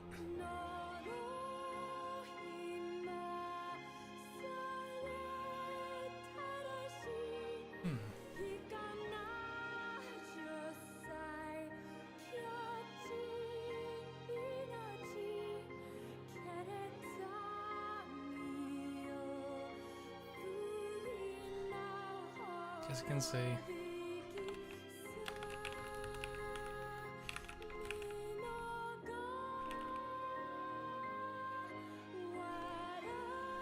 do that. Things I might not need to do that.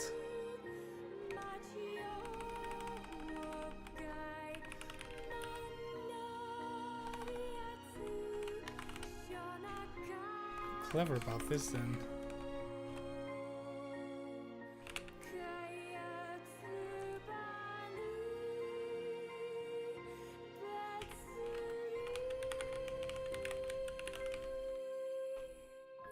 Now I can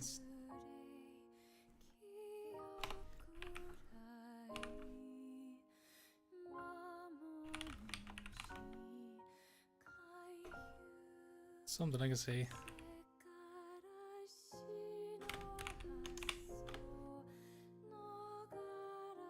That works. Because now I can modify this without having to worry. Equals true.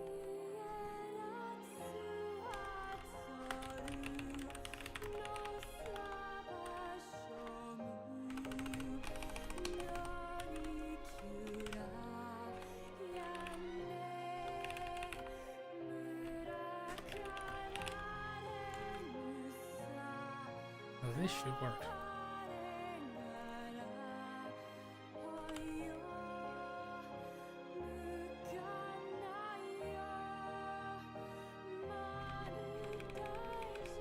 Actually, this can go here because it's always going to be true.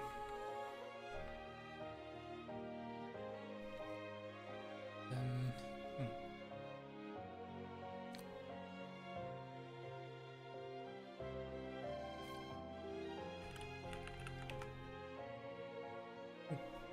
That's a shortcut I didn't know.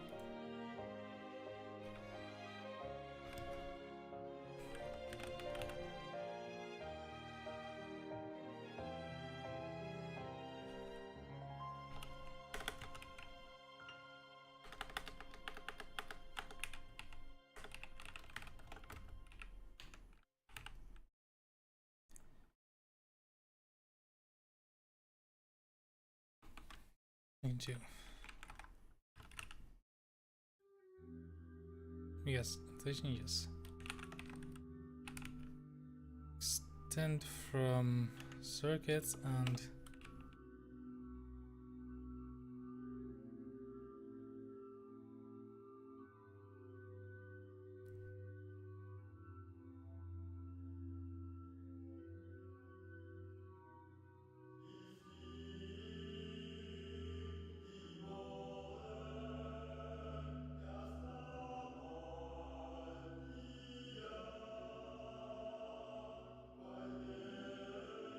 now I want to extend.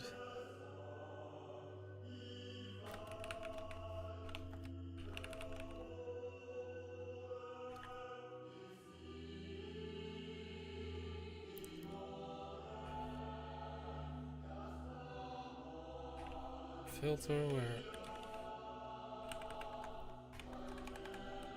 C is not equal to circuit and C is not equal to other.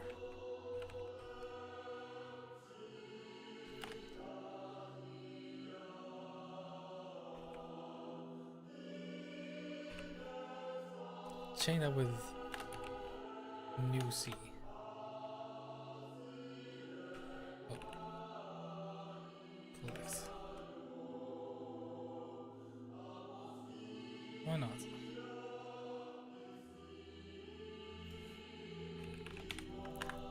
Not. No, I'm not.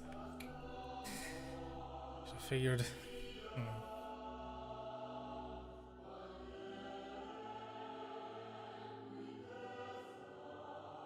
I'm not allowed to take ownership here because I'm already iterating over it.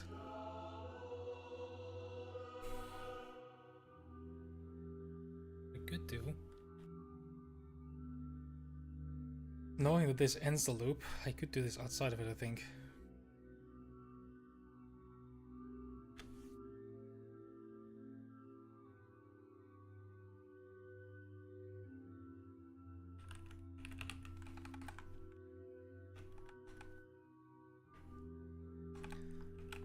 Could do is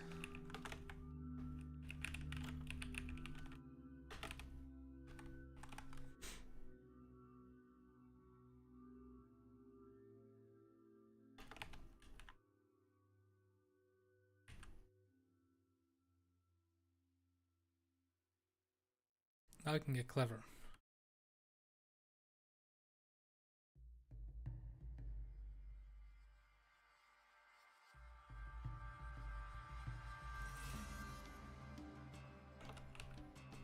If I enumerate, then I can get.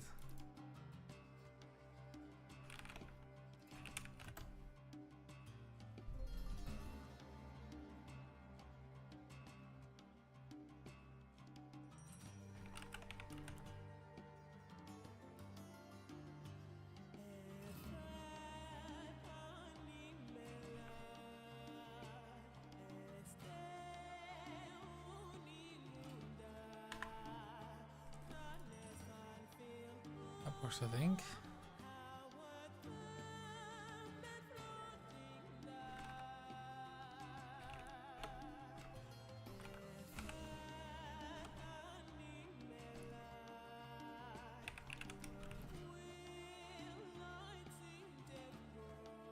So now I can do something clever. This code can be moved.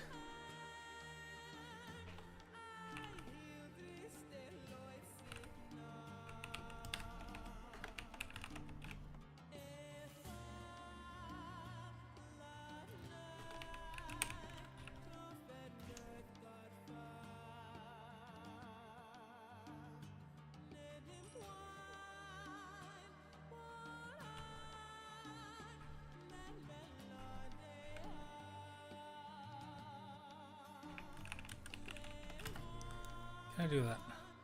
Can.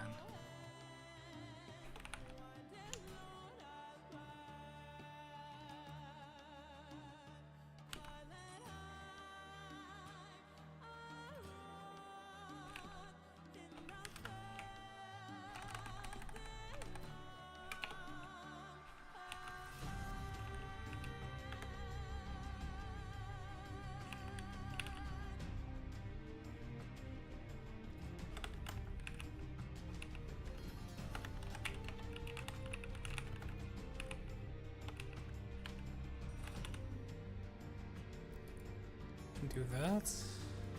Then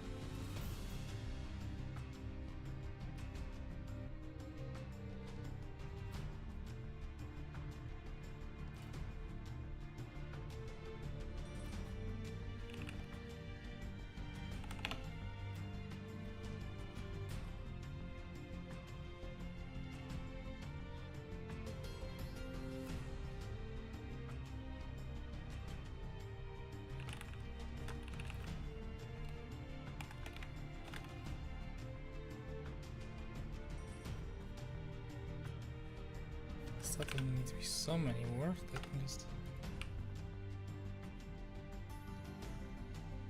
Yeah, that figures.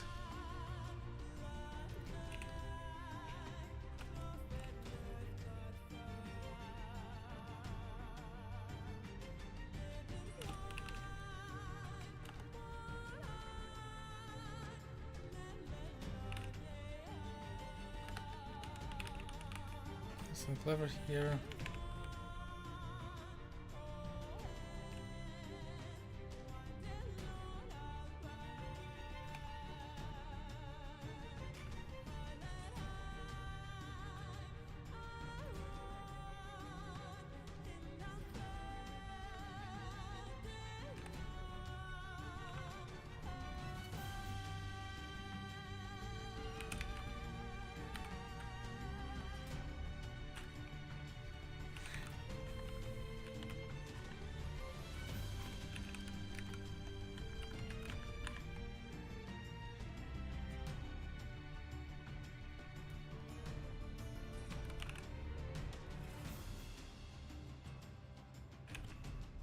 not equal then.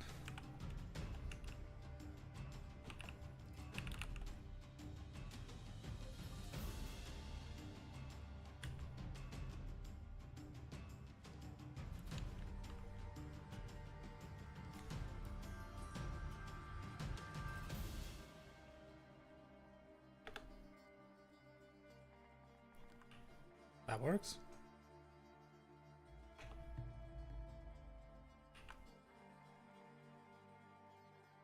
With this, I can forcibly combine.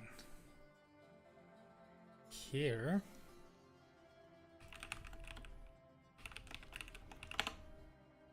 end is in. Then I need to do. First of all, there's another thing to be done here.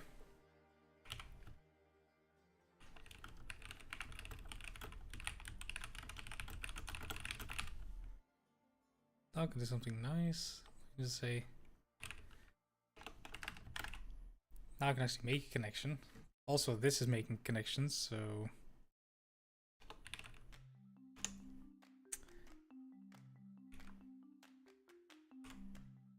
I can do that there.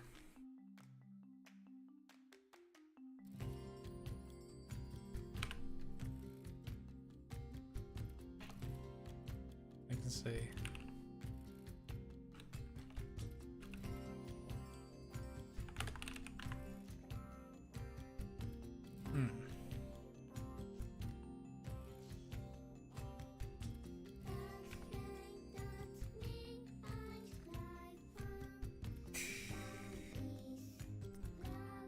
That's annoying.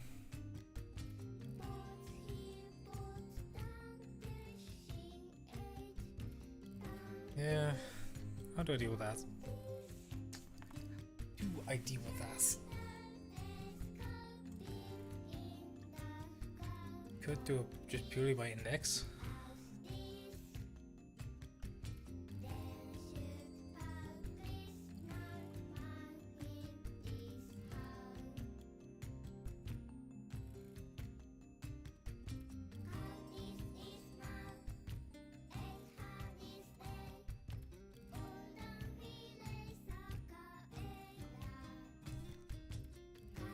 I think I can change this loop to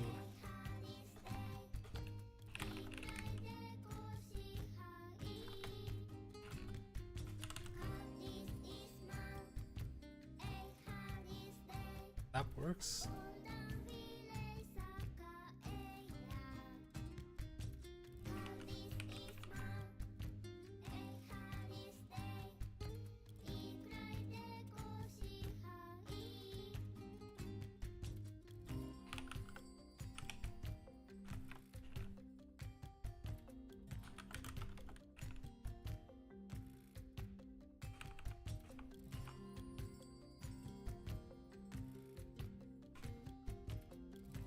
Can reference that here.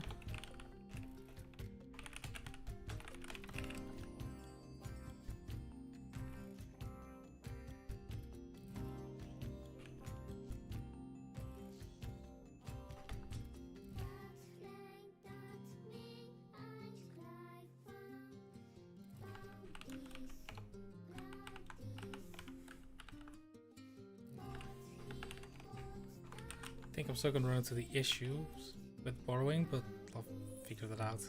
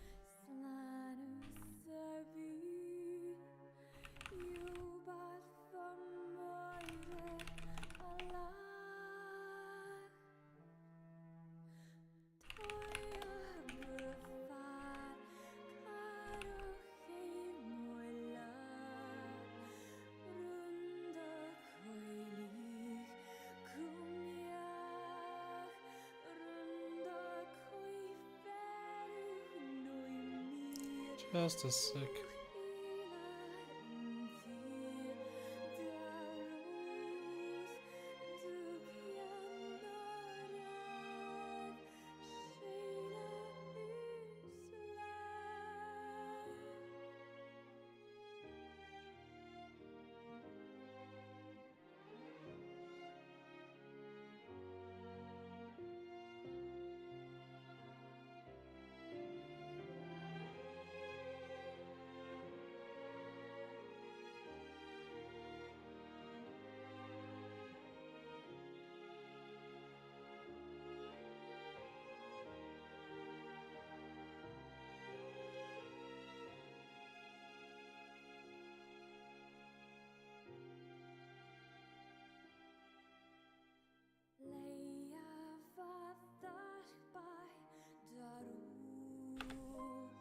Alright, let's continue.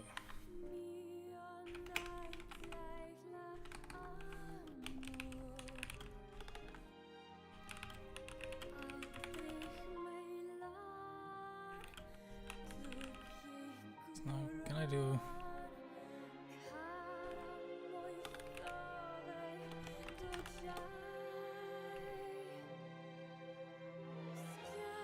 Ah, now that is better.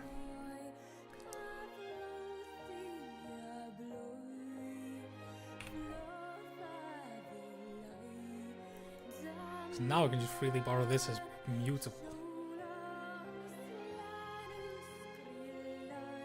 Now the borrow checker isn't screaming at me.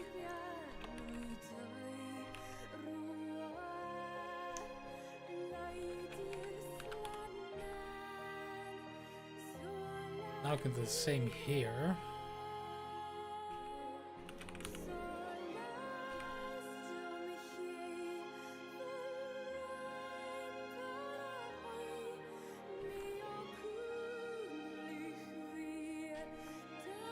Oh, right.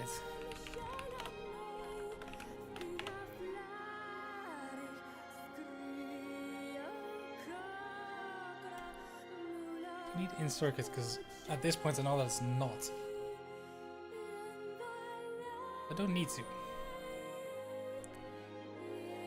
Don't need that boolean, I don't think.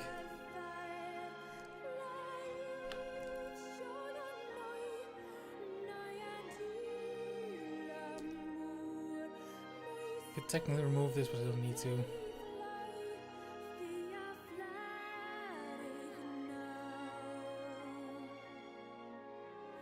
So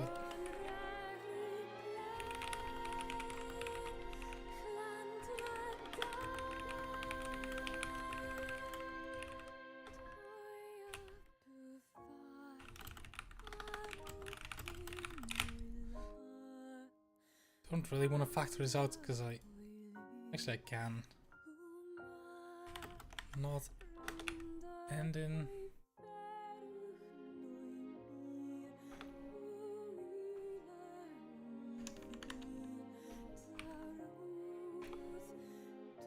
And not starting.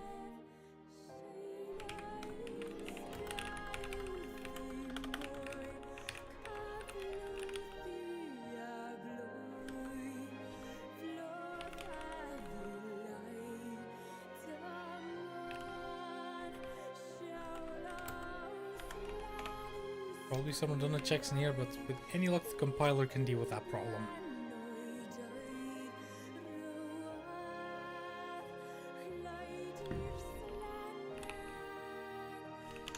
Just really push? I can, let's go!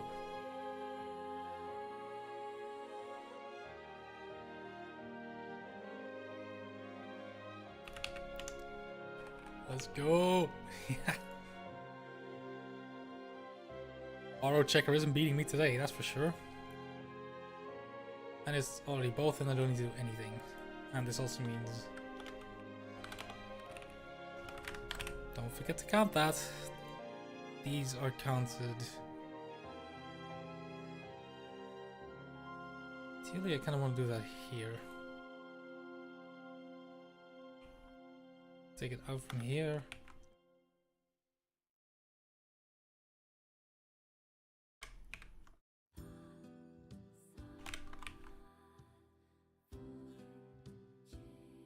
I think that works actually. I think that does the trick. Let's see if it does.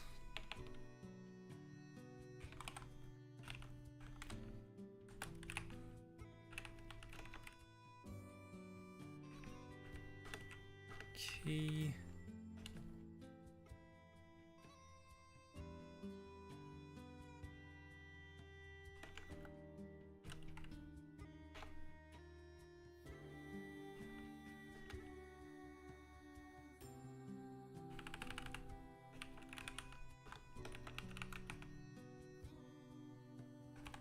Can I do that?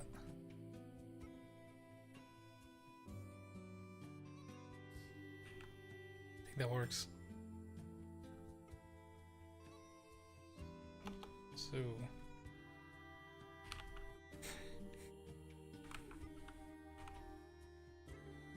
okay, let's get a challenge to make sure I'm doing this right. So multiplying the size of the three largest.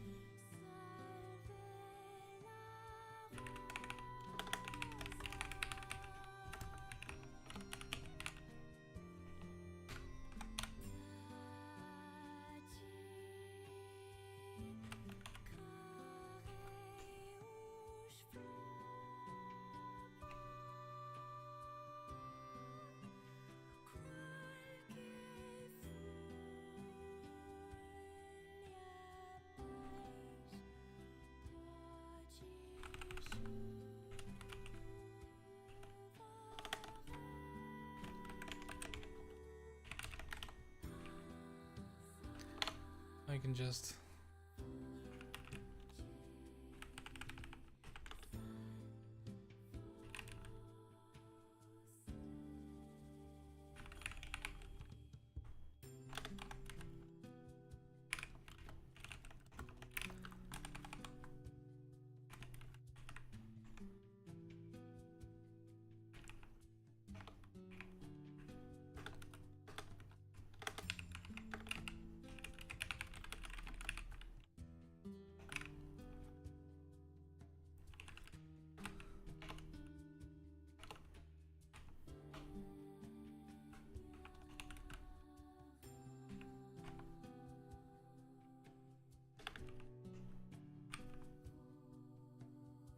does this work? Not quite.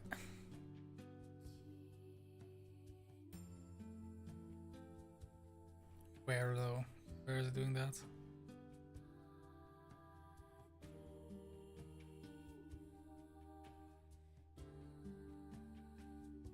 Okay, circuits is empty. That is not great. Let's see how that feels.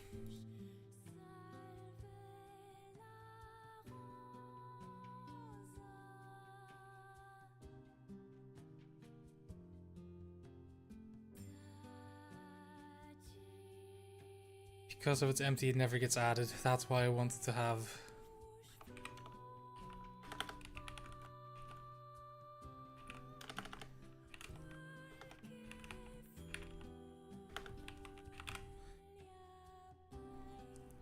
That would be why.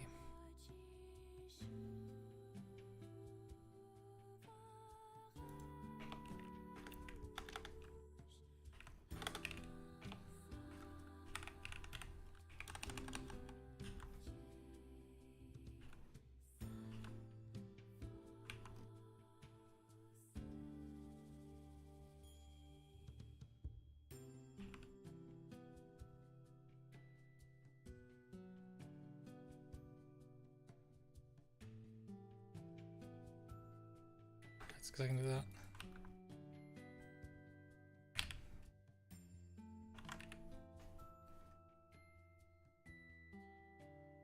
Right, I need to do this afterwards.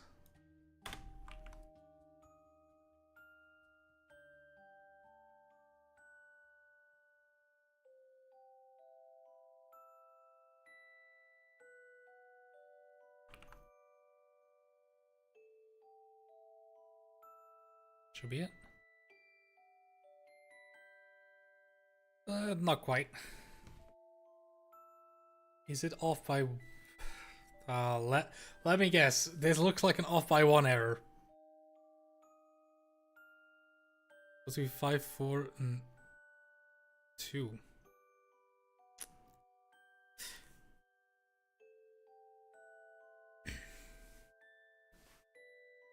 Almost off by 1. Question is why?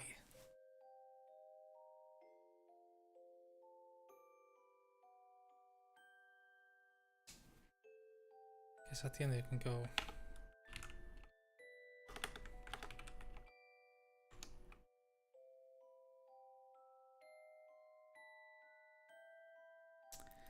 So it's only found 6, or how does that work?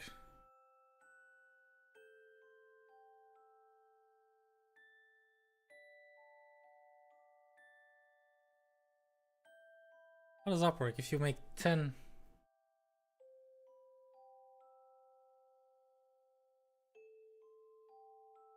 How can you have 11 circuits after only 10 connections?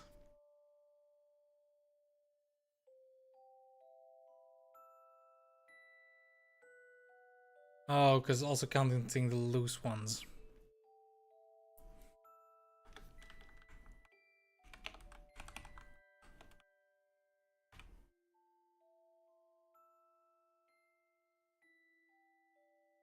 Three, two, two, two, two.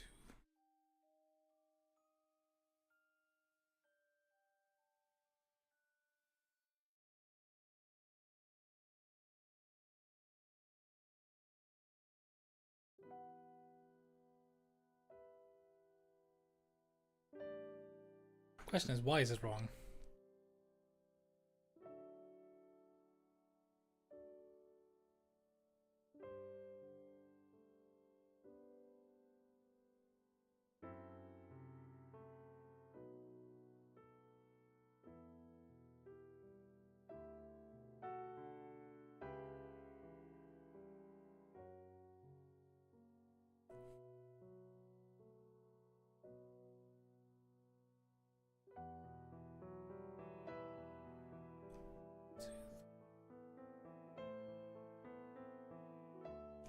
How does that work then?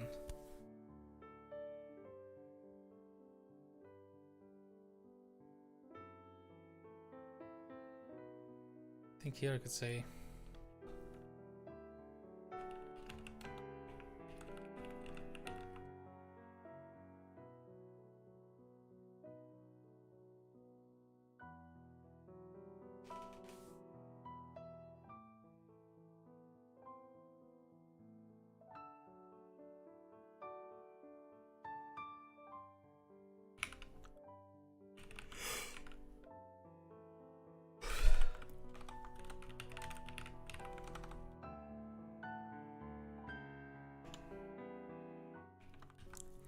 I can go for these two.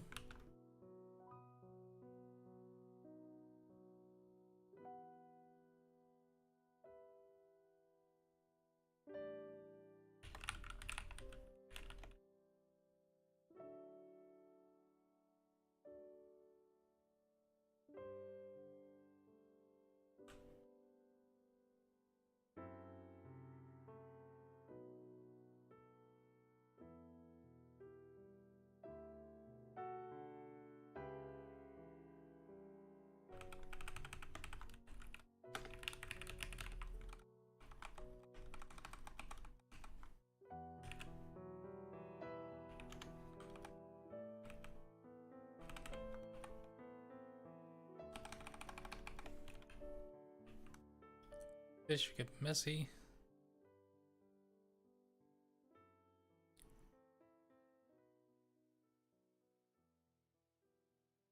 I should remember to do this. Just add a couple print lines to see what it's doing.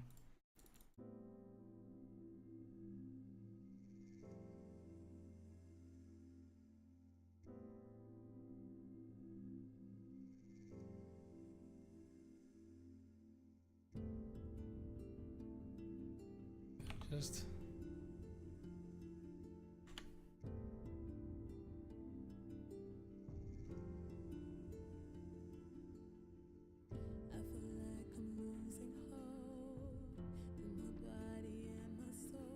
that's a problem. Here we have 4, 12, and 6, and here we have 6 and 12. How does that happen? 4 to 12? Now that's an issue.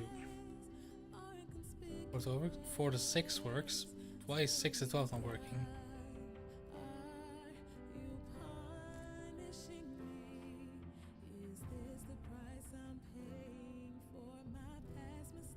Should be here.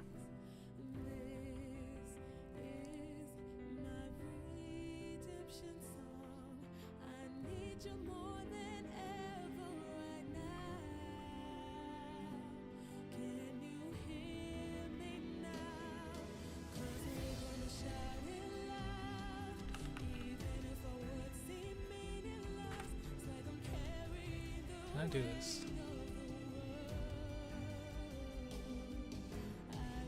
Edge here is 6 to 12. That one works correctly.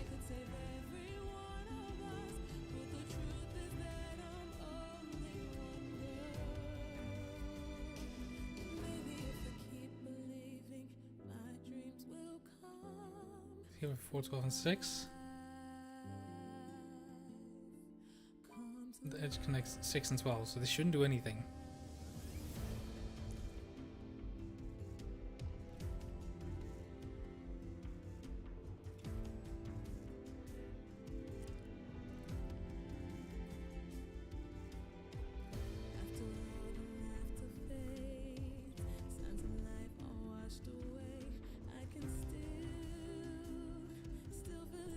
That's why.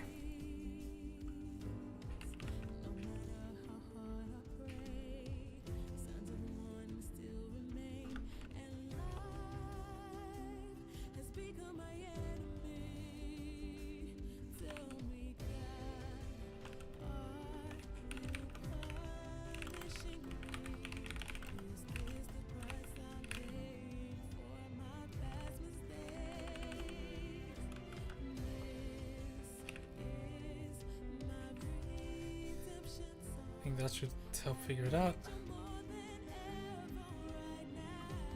Almost. So this one's connected properly.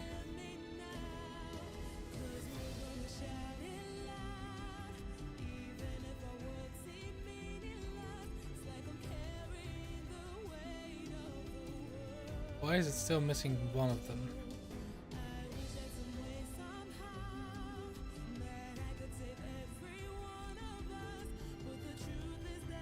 Just offer one here? Not quite.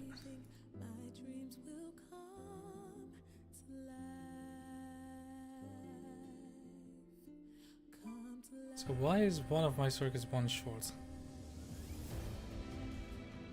Those shouldn't he form new ones? Then 6 gets thrown into here. Those should both be new ones because those indices haven't occurred anywhere. 6 and 12 are already in, so nothing happens and no connections are made.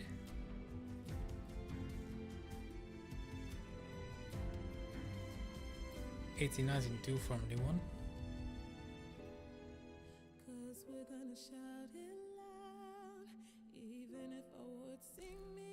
89 and 83.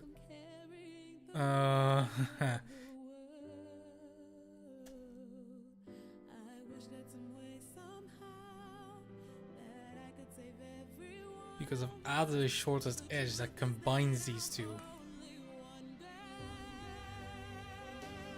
But why then?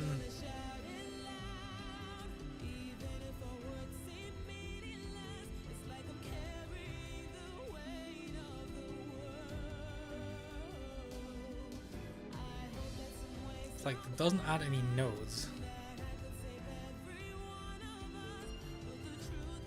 Like connecting two circuits doesn't add any nodes. It does make a connection, so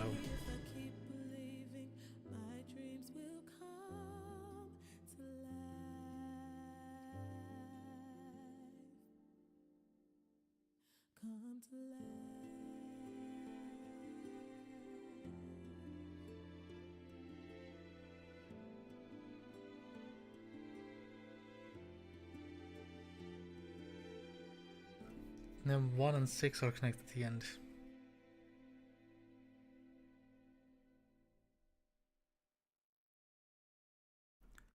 I don't see how we're supposed to get a circuit that's 5 long then.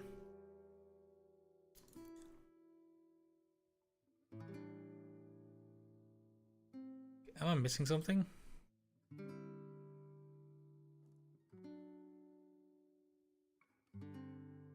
Like...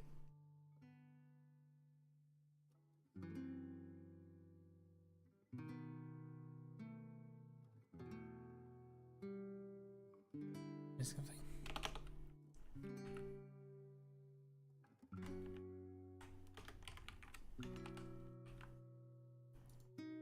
Debug edges as well.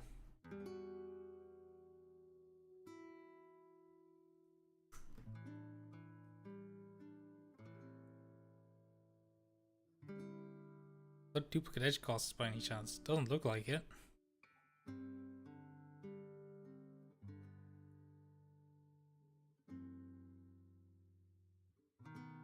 Two, three, four, 5, 6, 7. It doesn't even connect 10 edges. Which is wrong, I think.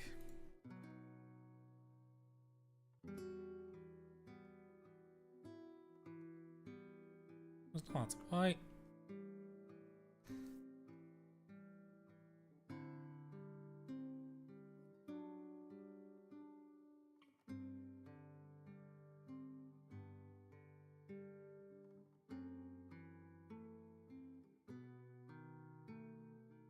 I just want to get this side by side.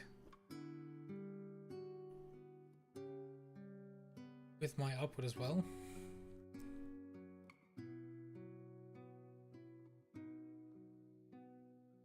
Don't need to print edges, let's clean the output up a little. Those steps connecting 4 and 12, which according to this is the shortest.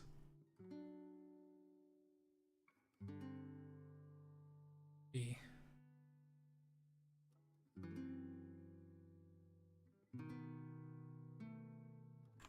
So that's wrong.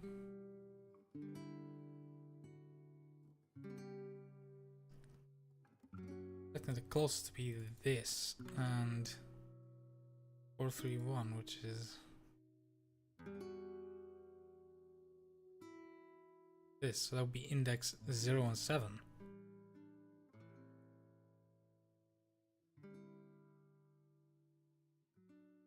Did I mess up the distance function?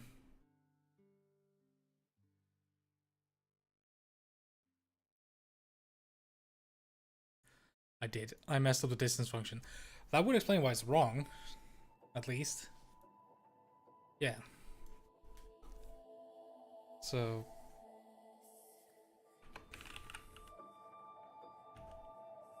perhaps the other than X.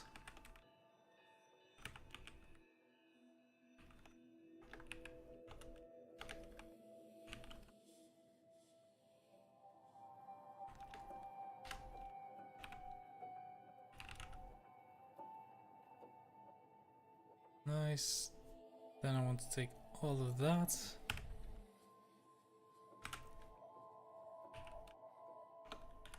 Nice root. Technically this might introduce rounding errors, but I don't really care. Oh, does square root even matter that much? It might. Also, I've totally forgot to hide that. Distance function needs to take the difference of elements, not difference of full thing. This should work better. What the? Just a sec.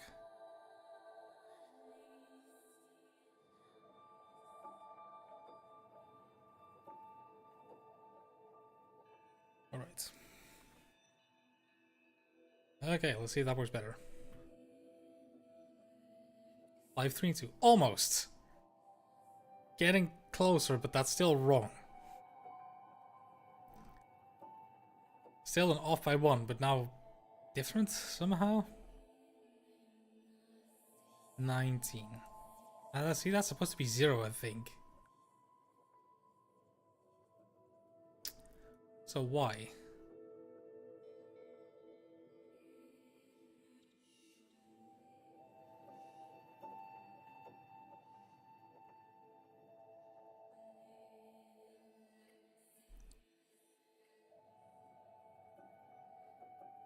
Just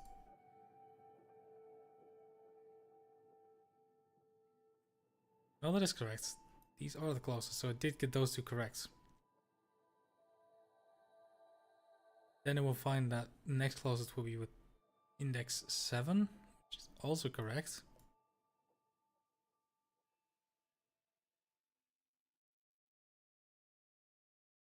That is correct. Then it connects 11 and 16, which are... That's wrong, seemingly.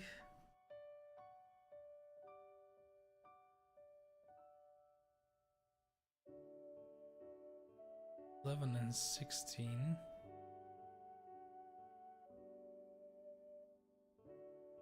Should be connecting 2 and 1. 5, 2 and 13. That one's later.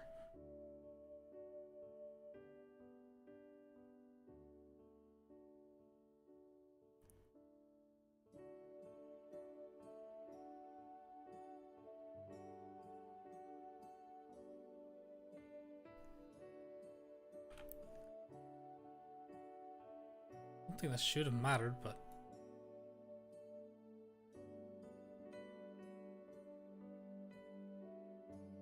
no, it doesn't. Still picking those wrong.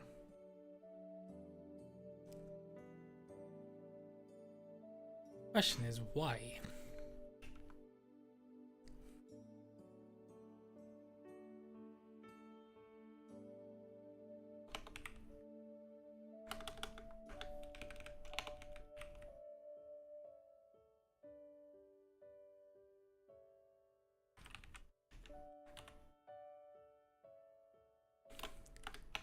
Let me do this nicely.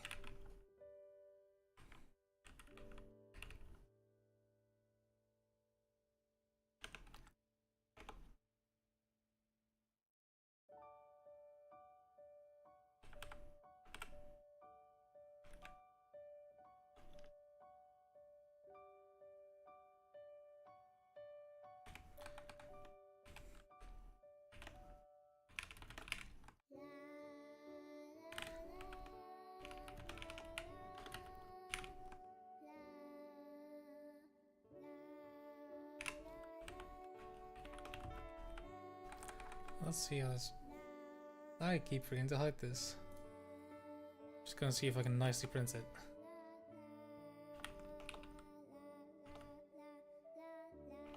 Start.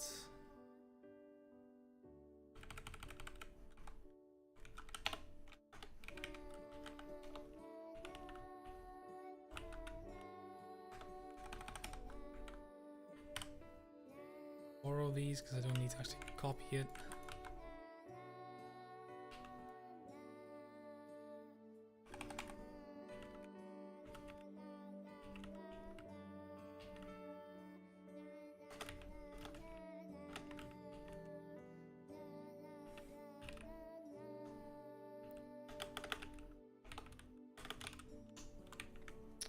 Okay, let's see what's wrong here.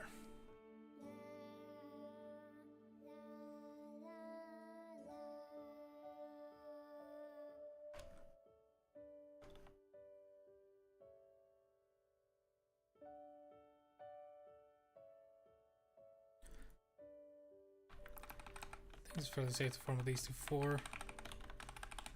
Make it easier to read.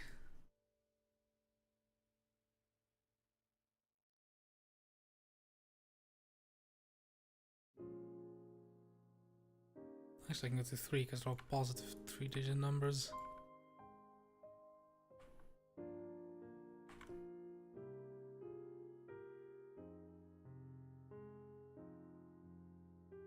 I think it is indeed that square root being an integer that's the problem. Yeah, because turns out rounding is an issue. Good news that it's still just as easy to deal with. So I'll just once again need to actually get my rounding function to be correct.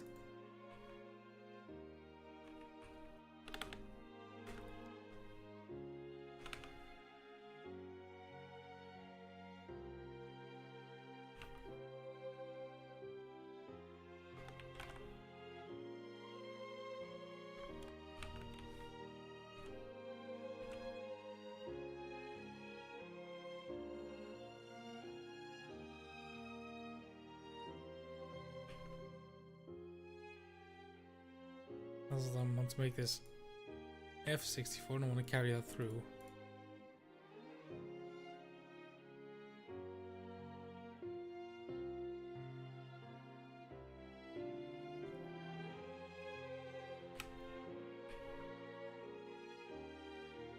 So many parentheses. F as well. Guess we won't get eek.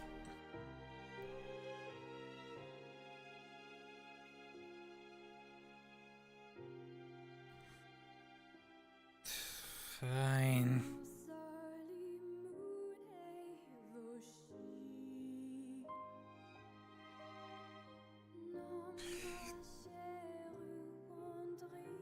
How do you deal with that? How do you sort floats?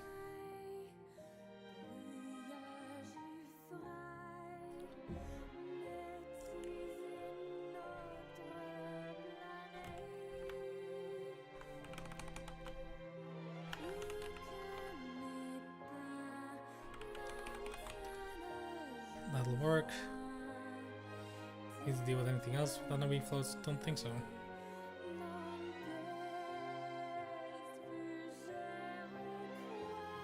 Well, it's still wrong. Should have let the prince in.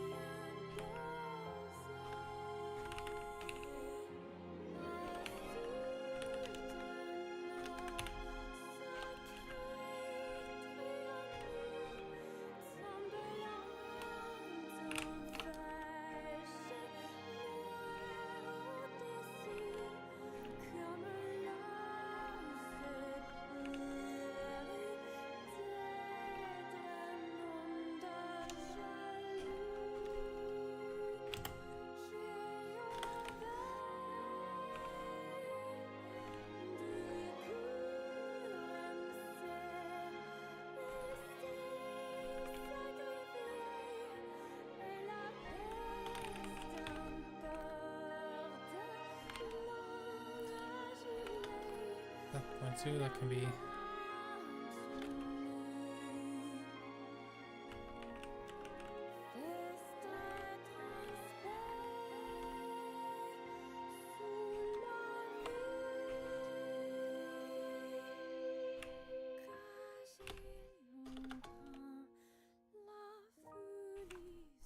Does this work? Okay, now the cost is actually integers, which is better, I think. Compare this against.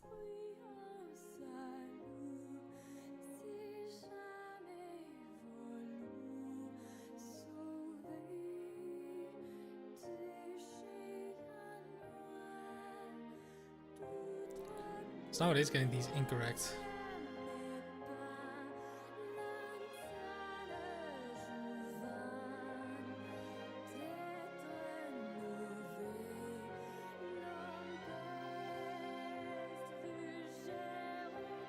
How does that work? It's a function this. Am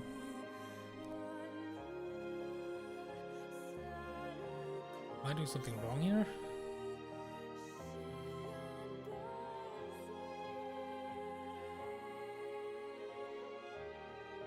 These don't need to be U64s anymore, so I can cut that out.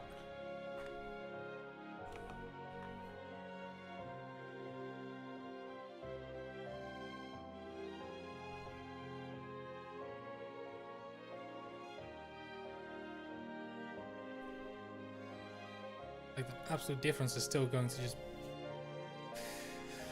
Because I forgot to square them. I'm stupid. Watch it just suddenly work. Go figure, that's the answer. Pro tip, don't be stupid.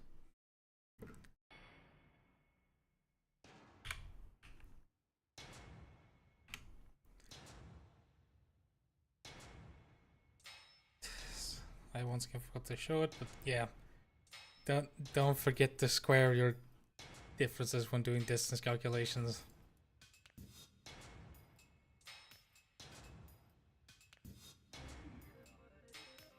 And I can hide all of these Pentlands.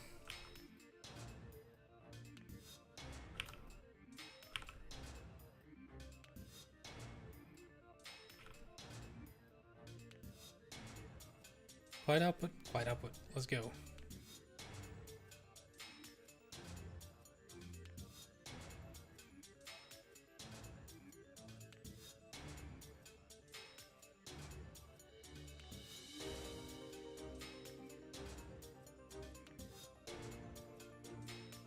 I guess to be consistent, I also want to take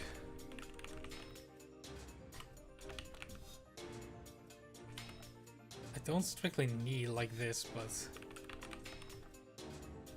I'll do it anyways.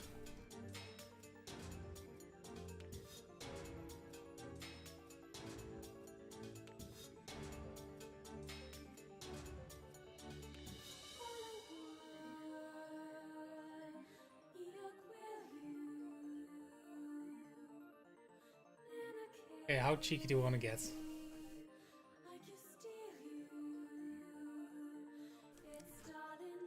What I should be able to do now is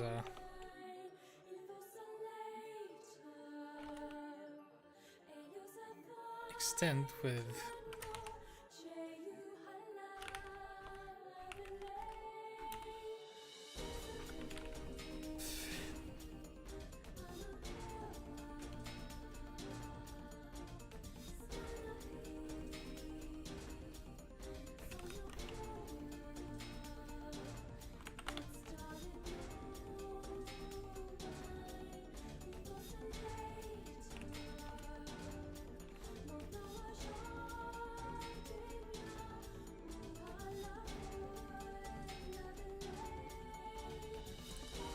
any circuit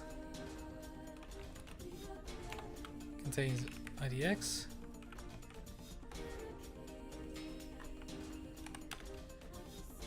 that's a boolean, so I can any circuits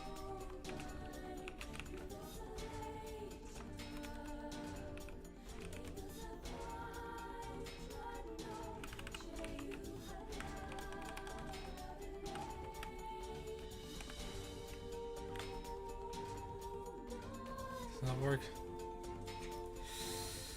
I should have known.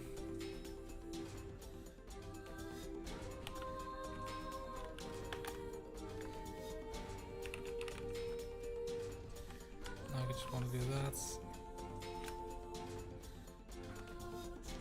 Don't collect that into a vac. I just circuits.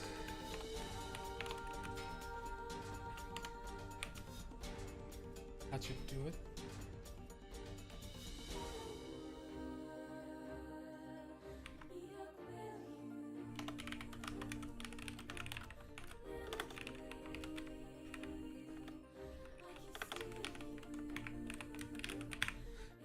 I barely call these circuits if I'm being entirely honest, because they're literally just one box, but I suppose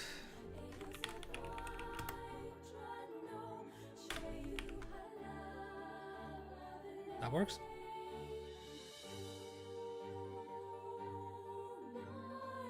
Now I also want to know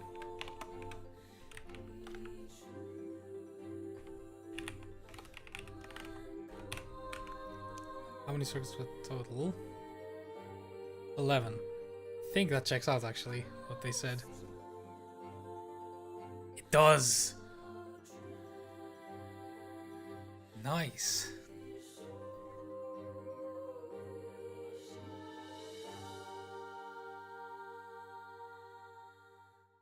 Okay, now for the real test.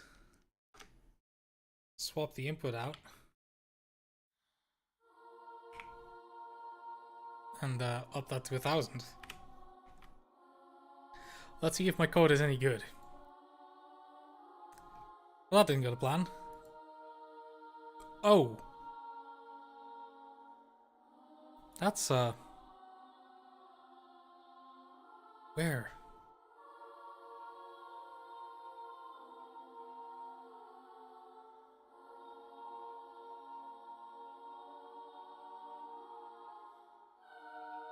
Shouldn't be that big, right?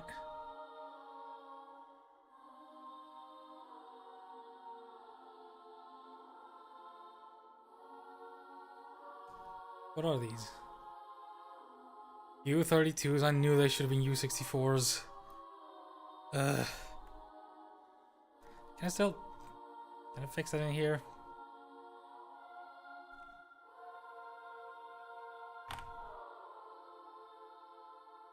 I'm just going to make them U64s, I do not care. All that changes is this. Watch it magically work.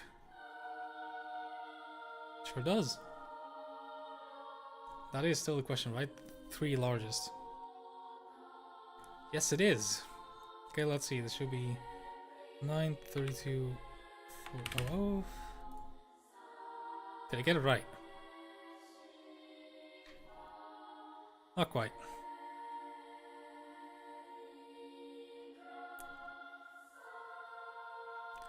Now that is a shame.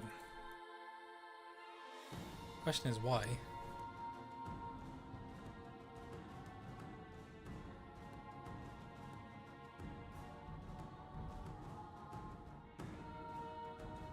That does compute correctly, right?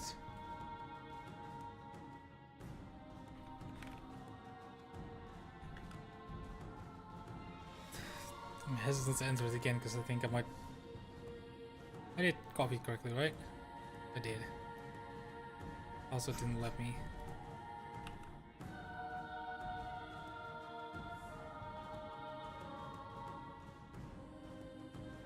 I'm not patient enough for this. I hope it's nothing too serious to fix, because if it is, it would be real pain.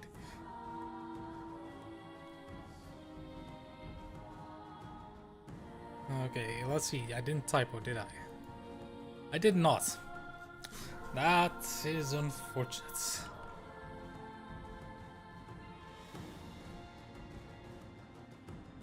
Okay. Bring forth the e-printlands.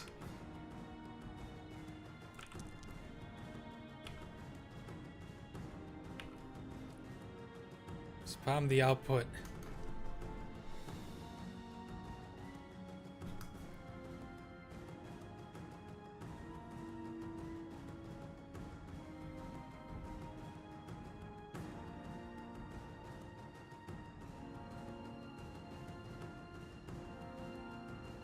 So I'm missing one for new circuits.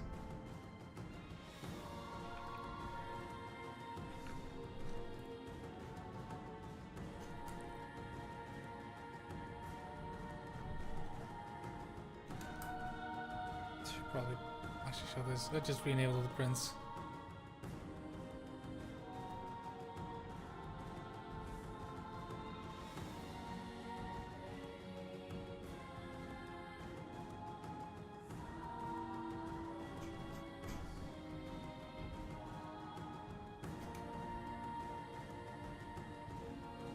Yeah, I don't know how I would even go about testing these, being entirely honest.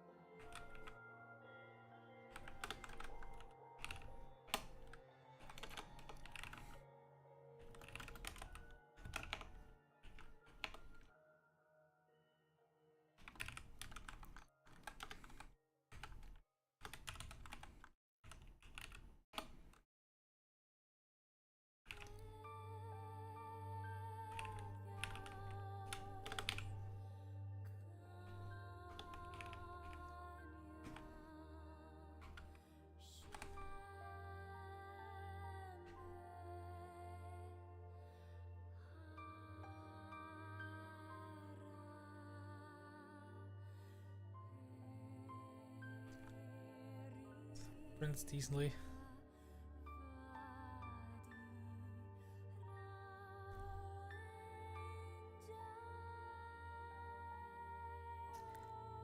So that's wrong.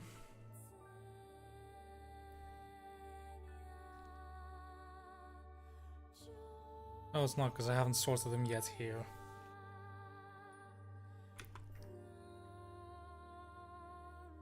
I want to do that here instead.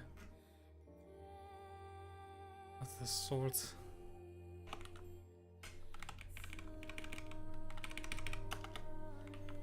Don't know how long I'm gonna run at this, because I do have some stuff to do.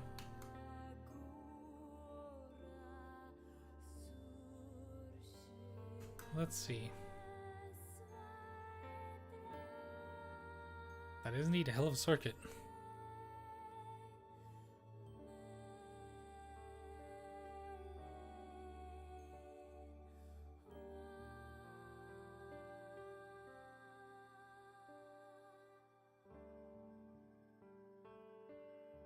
There.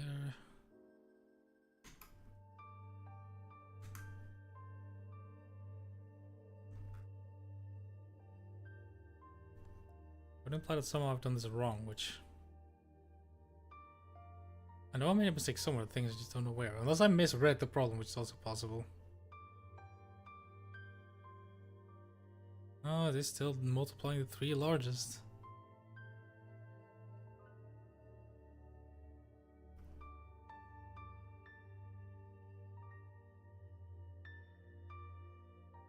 Well then.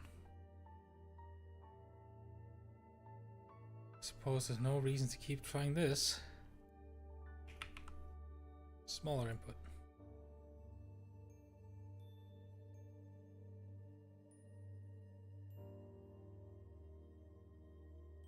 That's already something that shouldn't have happened.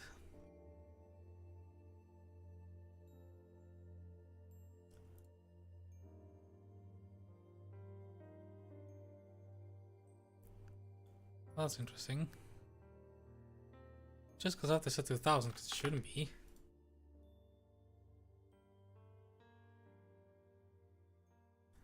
Weird.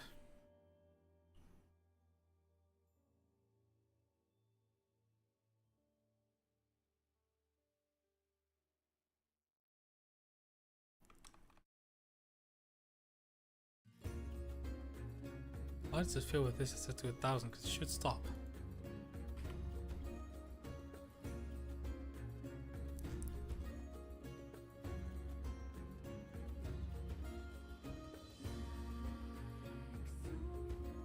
At some point.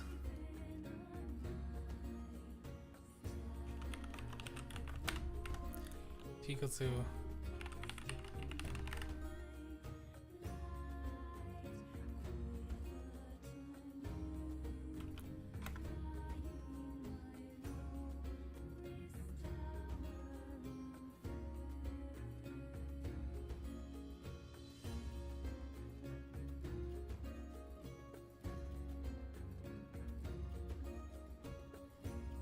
no, I don't think that's correct, debugger.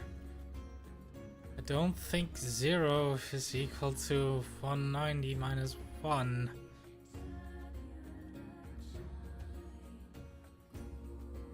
Well,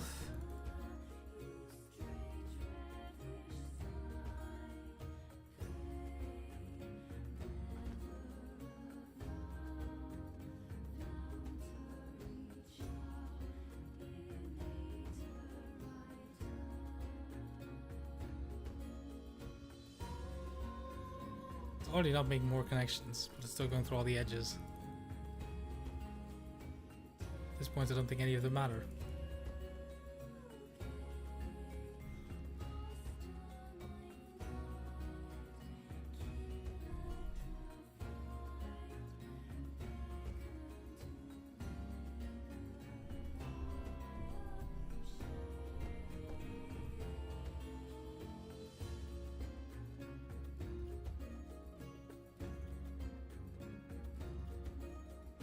I suppose the easiest is if I just keep clicking through, because the debugger isn't working quite well.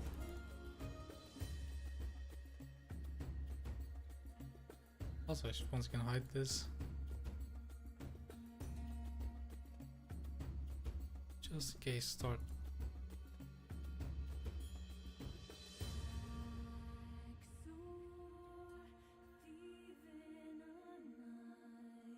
Let's see, why are you not working?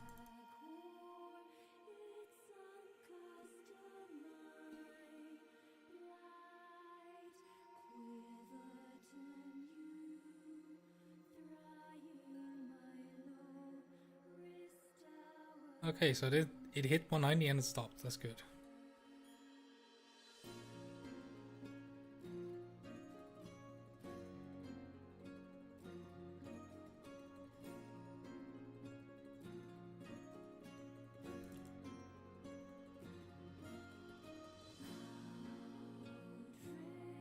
Okay, so circuits ended up as a single thing. I guess that makes sense because they managed to fully connect. Yep.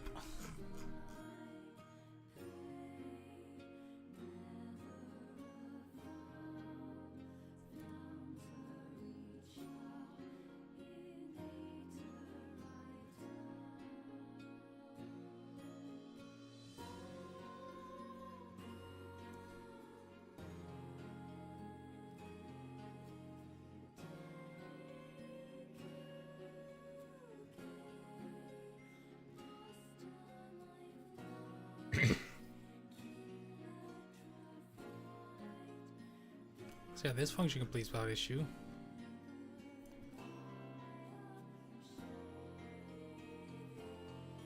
This will just work. Oh, because now there's not 3 circuits anymore, that's why.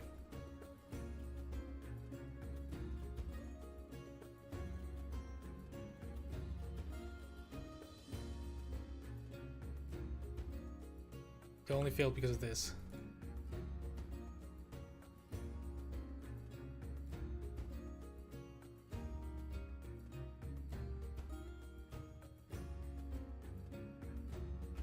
So that failed because this is set too high and it became 1 circuit. Understood.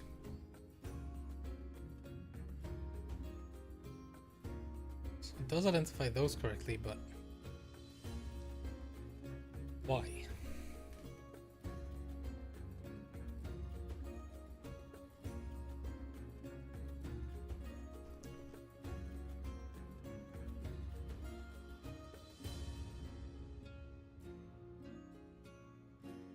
Anything wrong with my approach here?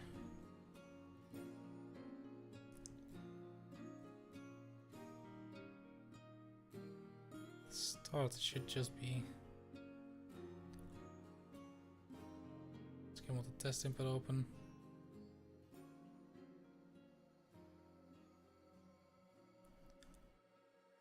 Correctly gets first and last.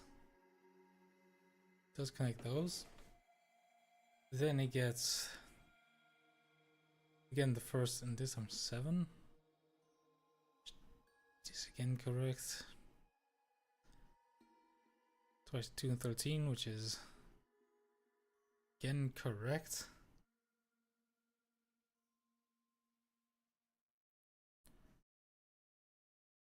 Then it tries to do 7 and 19. Those are already in circuit, so it doesn't.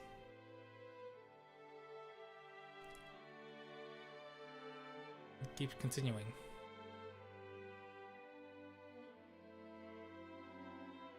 So check out, we got 1 with 5, 1 with 4, 2 with 2, 7 with individuals. 1, 2, 3, 4. It is just correct. So why is it correct for this, but not for the other one?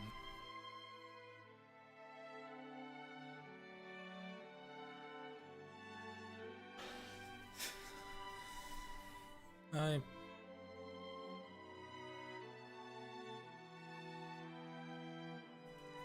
think I'm just gonna take a break for now, because I've been at this for a while. I don't think I can come up with a reason why it's not working now, so... yeah, for now I think I'm going to commit this.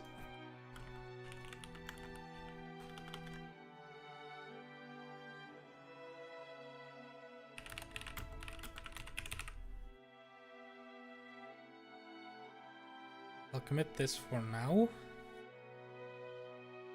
And I'll just gonna take a quick break, have some dinner. And if I feel up to the challenge, I might be back later today to actually solve this. Because if I can, that would be quite nice.